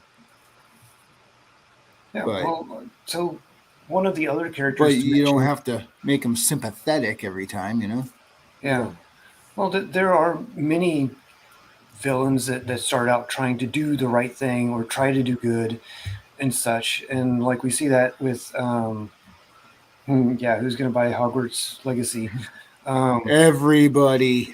Yeah. I I'm am. thinking about it. Shad's character starts off, that's his main motivation is he wants to do good things Mhm. by overturning the current power. The problem is he turns into a tyrant and ends up becoming fairly evil in the process of initially trying to do good. Yeah, he became that Uh-oh. which he fought against. Yeah. And then there's also the accidental villain who, in such cases where, like you're trying to reach a goal and somebody else has ended up getting there before and already solving or causing a further issue, and they move on, and then you come along and it's a worse mess than it was before. I don't know if you guys have seen Shield Hero, but in one situation, one of the other characters had gone and solved this problem of I think they killed a dragon or something. And the problem, though, was that the dead beast rotted and caused a huge amount of problems for the village that was nearby. And so when the Shield Hero shows up, there's all these people that are sick and everything that not sure what's going on. So he goes up and, it's this big, huge rotting carcass that's causing all these problems.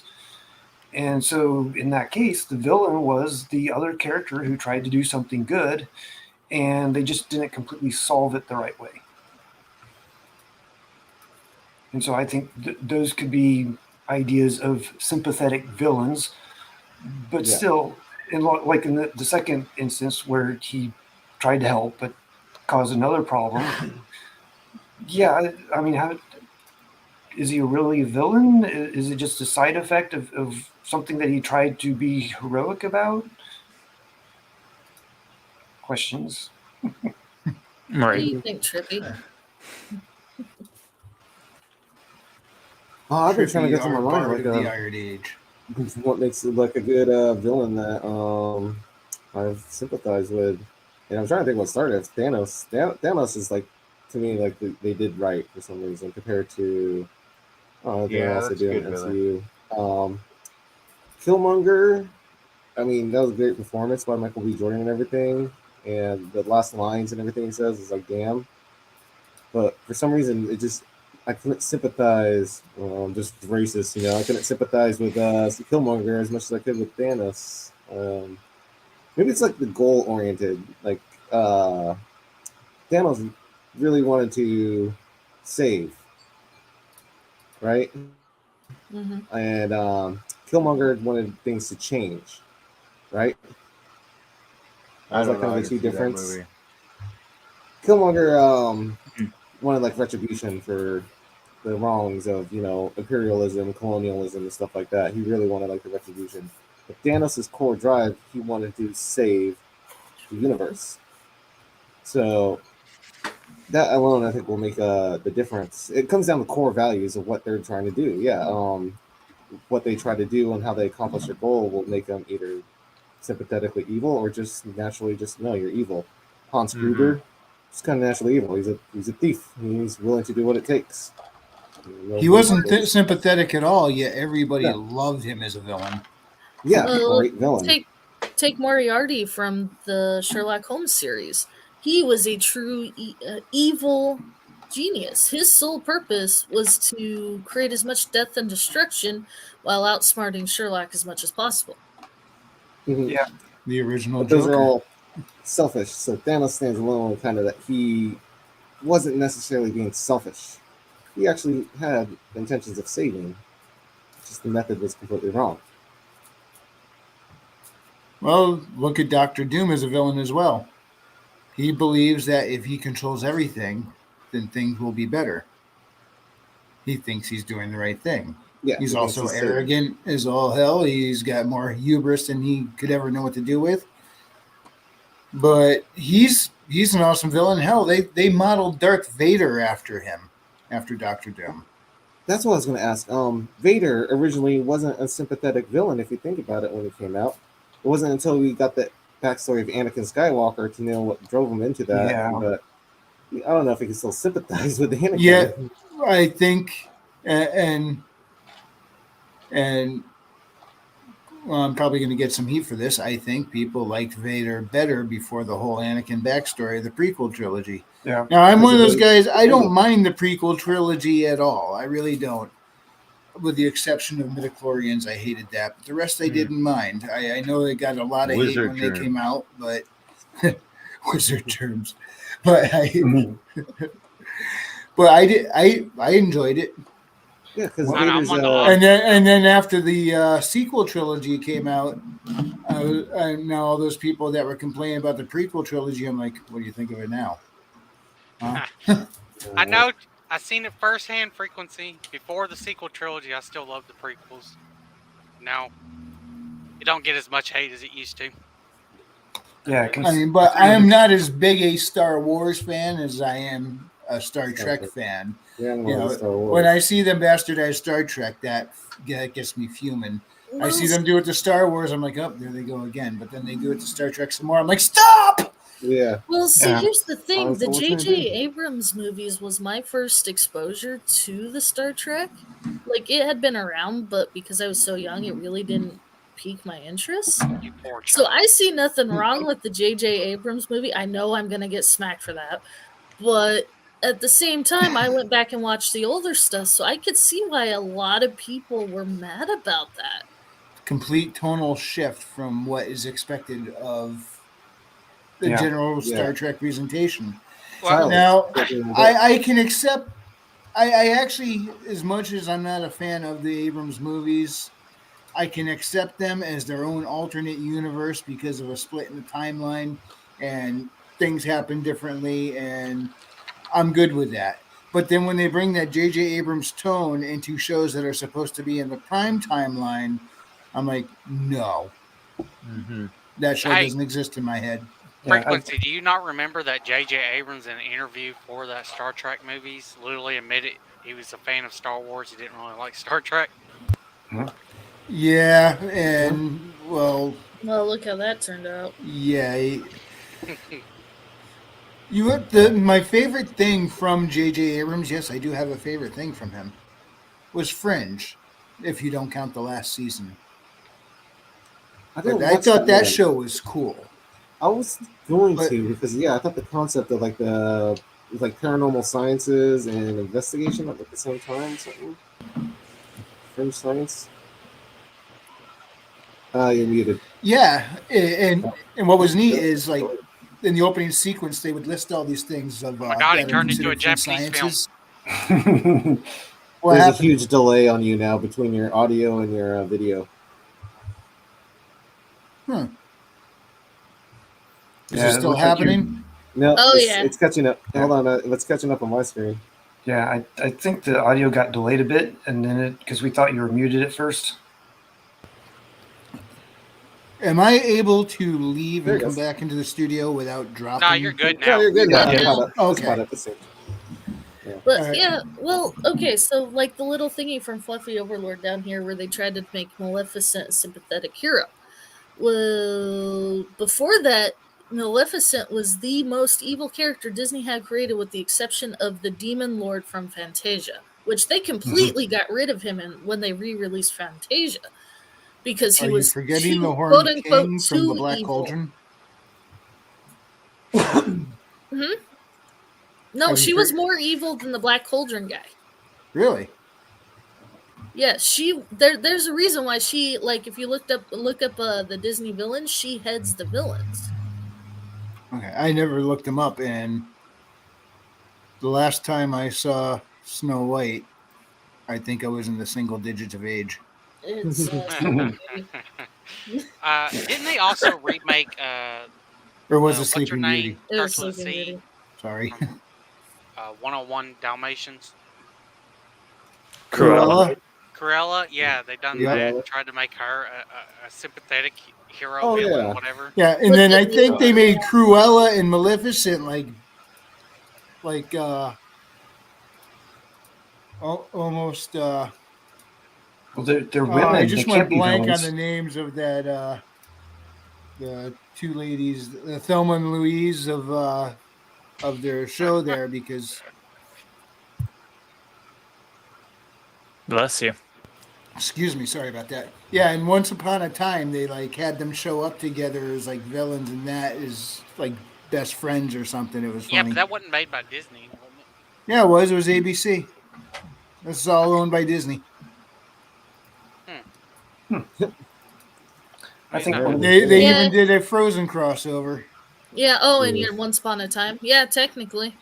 Yeah, and I don't know and, if Once Upon a Time counts as canon though. It is Disney, but they haven't officially announced. I it's don't canon. think they count it as canon to the Yeah. movies, but That's it it. is more or less a crossover. that- Because Once Upon a Time actually portrayed Peter Pan the way he was originally designed to be. yeah, that was actually kind of cool.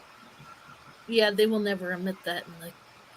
in I Disney. always wanted to see an epic rap battle of history between Mr. Gold from Once Upon a Time and Quark from Star Trek.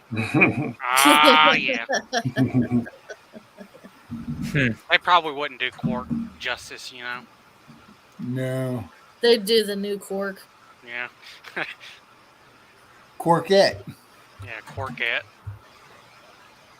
Hello. Does this make this outfit make my earlobes look like they're receding? Yes, it I does. find it funny your head matches your chest. Yeah, I was just thinking the same thing, but That's a compliment on the Ferengi planet. So, what do you guys rub first there? Oh Low. no. I think they're all about the ears. Yeah, the lows. The lobes. Except women don't wear clothes in Ferengi homeworld. Well, I think that changed have after y'all. DS9, didn't it? Yeah, at the end of DS9, they went like, ugh. Yep, they finally realized they had even more customers if they turned the women into, or started allowing women to wear clothes. Oh, it's not that. It's later on they made Rom the fucking Grand Nagus, and then Rom Oh. was making it where they had to report their bribes and shit. I'm like, the fucking Ferengis would have thrown his ass out the tower day Yeah. one when he tried to put up all these policy shit. I love Quark's face whenever he hears the word union.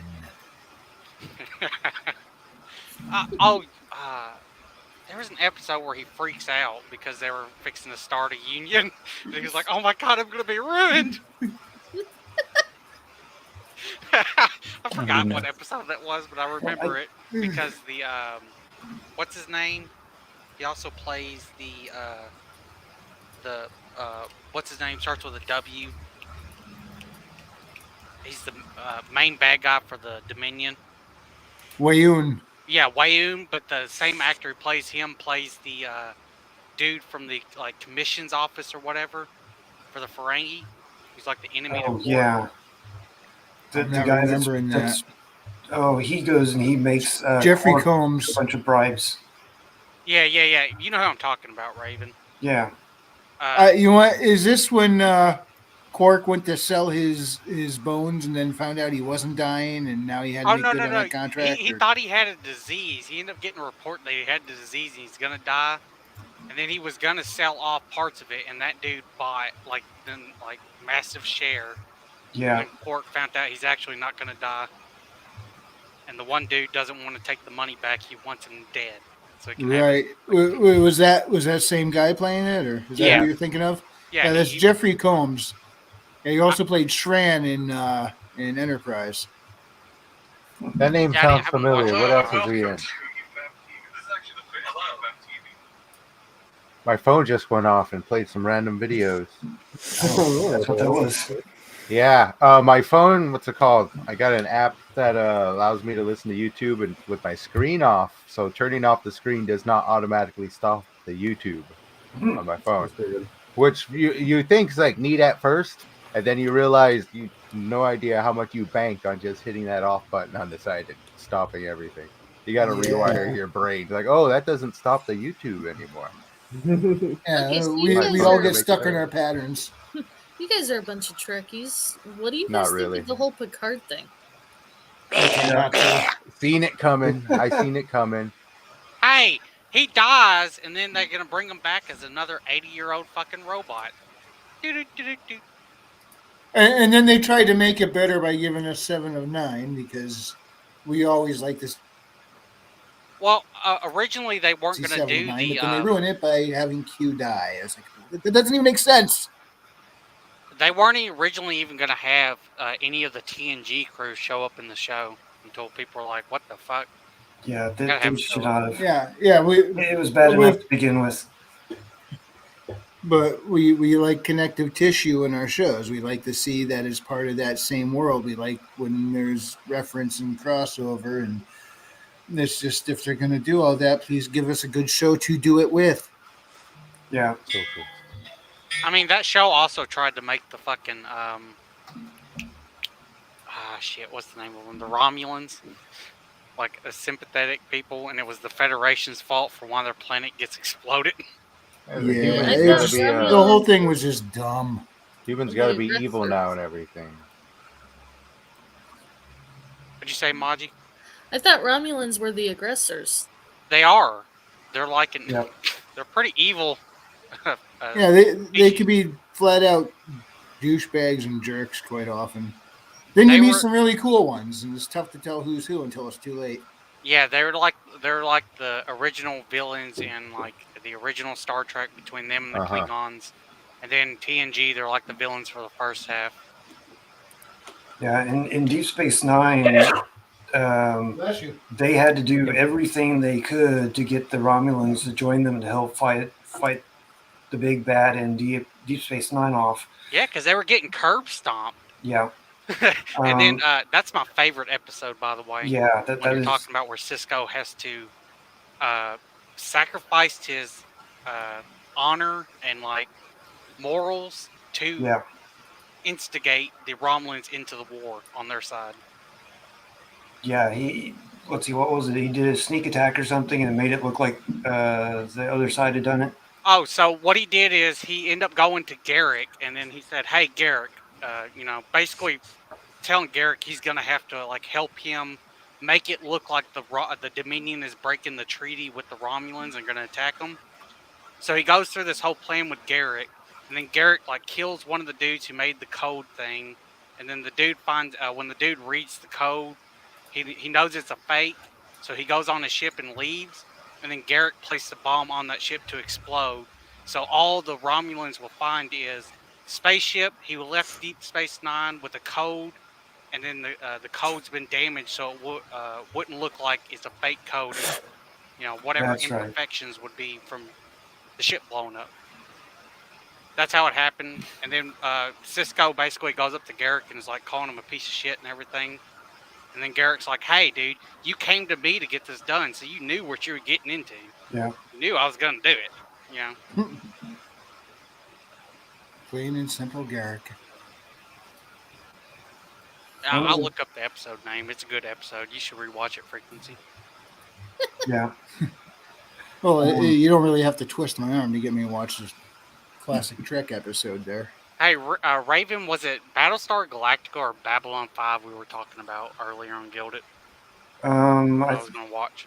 think we've done a bit of both, but I think I talked more about Babylon 5. Okay, because I couldn't remember, because I had it saved on HBO Max. I was going to eventually start watching it. Yeah, Babylon 5 is a really good show. It was ahead of its time, I think, because they did a whole bunch of different things, and Deep Space Nine kind of tried to do what they were doing, but I think Babylon 5 did a really good job with what they had. And then we have current day TV, which seems to be behind its time. No, what we got now, Maji, is STD. Yep. Oddly Why? enough, that the abbreviations actually. How did they not see that? I don't know. But it was the perfect thing, because that's when this really bad new Star Trek shows started, was with Star Trek Discovery with Michael Burnham. Yeah, there's a number of things that have good acronyms, and some of them have bad ones. One of the things I keep arguing with people is people keep talking about diversity. What is it? Equity and inclusivity. And I say, no, you got the order wrong. It has to be diversity and inclusivity before you can have equity. Yeah. Because that makes a much better acronym. I see what you did there. I don't know. I think I think everyone else is confused on this panel with that joke. Nope. I'm not going. It took a minute. It sank in. Yeah. Hey, Billy. How many Kardashians does it take to change a light bulb? Oh shit. It's probably a fucking O'Brien joke, and I should know it from one of the episodes. Depends on how many lights you see. That's from TNG with the Yeah. call. Yep. Was it 3 or 4 that they were trying to tell him it was 4, but there was 3? Yeah, there were 4 lights, and they were trying to get them to say yes, I see 5. Okay, because I kind of forget how the episode went. Maybe that's where the 2 + 2 = 5 thing comes from. I don't know. My Them first dang day of Kardashians. chemistry. My first day of chemistry, my professor walked in and wrote 2 + 2 = what? And everybody's like 4, and he's like, "No, it's fish. Your job's to figure out how to get to fish." Okay, Okay. Wrangler, It's called life, Yeah. not numbers. would you rather be in a That's not math. Cardassian prison camp or be married to Kiko?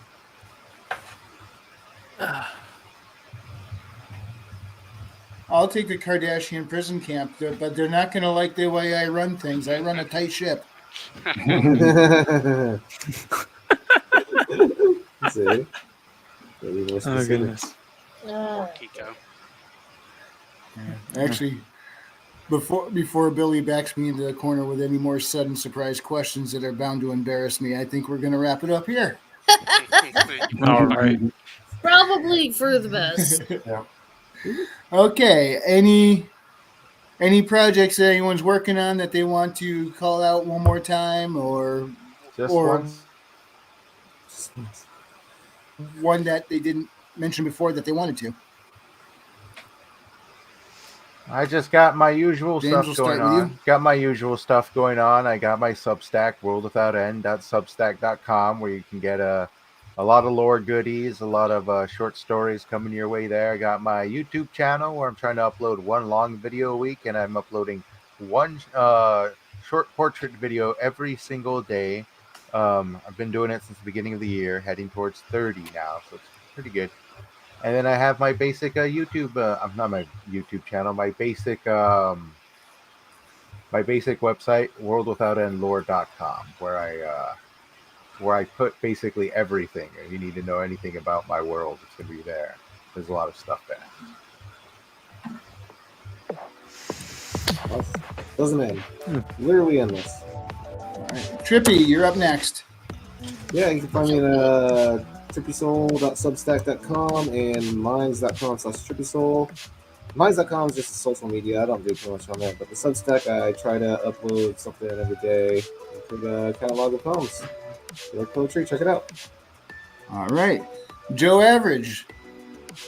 Well, I'll announce things when I actually have stuff to show, but I will say I will probably eventually look for players and play testers for all of the games. And if you guys want to tell great stories, there'll be something coming down the line, I'm sure. So I'm looking forward to it. until then, just radio silence is probably what you'll get from me. Understood. Raven Nevermore. I've got most of the stuff from Minds copied over to Substack, and I'm working on copying stuff over to Locals as well. But Locals is refusing to let me upload an image, so I'm trying to figure out what's going on there. But minds.com/Raven Nevermore or ravennevermore.substack.com. All right. Maji. I guess I'll be the shill. You Yes, can find stuff at ironage.com for any kind of independent prompts and stuff. If you're trying to figure out where to start, it's a great place. Iron Age Media is, well, I guess it's ironagemedia.com. I think is it ironage.media? Yeah, it's ironage.media. Yeah, that. I always get those mixed up. But anyway, it's It's a great place to find writing prompts and beginning steps to figuring out your story. Somebody had a show for him. Sorry. No, thank you. Oh, and if it's still going on after we hop off here in a minute, go over to ADWC Gaming. Is it Convoy Bebop who's playing over there tonight? Yes, he is still playing. I low-key Yeah, had he's it in the playing background and Banjo watching the whole Tooie. night. Yeah, Alright. I've been off and on all night watching. Billy Bob, what do you got going on? Nothing right now. All right, Well, that was an awesome exit line. All Hey. right, if you enjoyed this presentation, hit the like. If you didn't, appreciate stop by. See y'all next time, and God bless. Ah. buddy. Bye bye.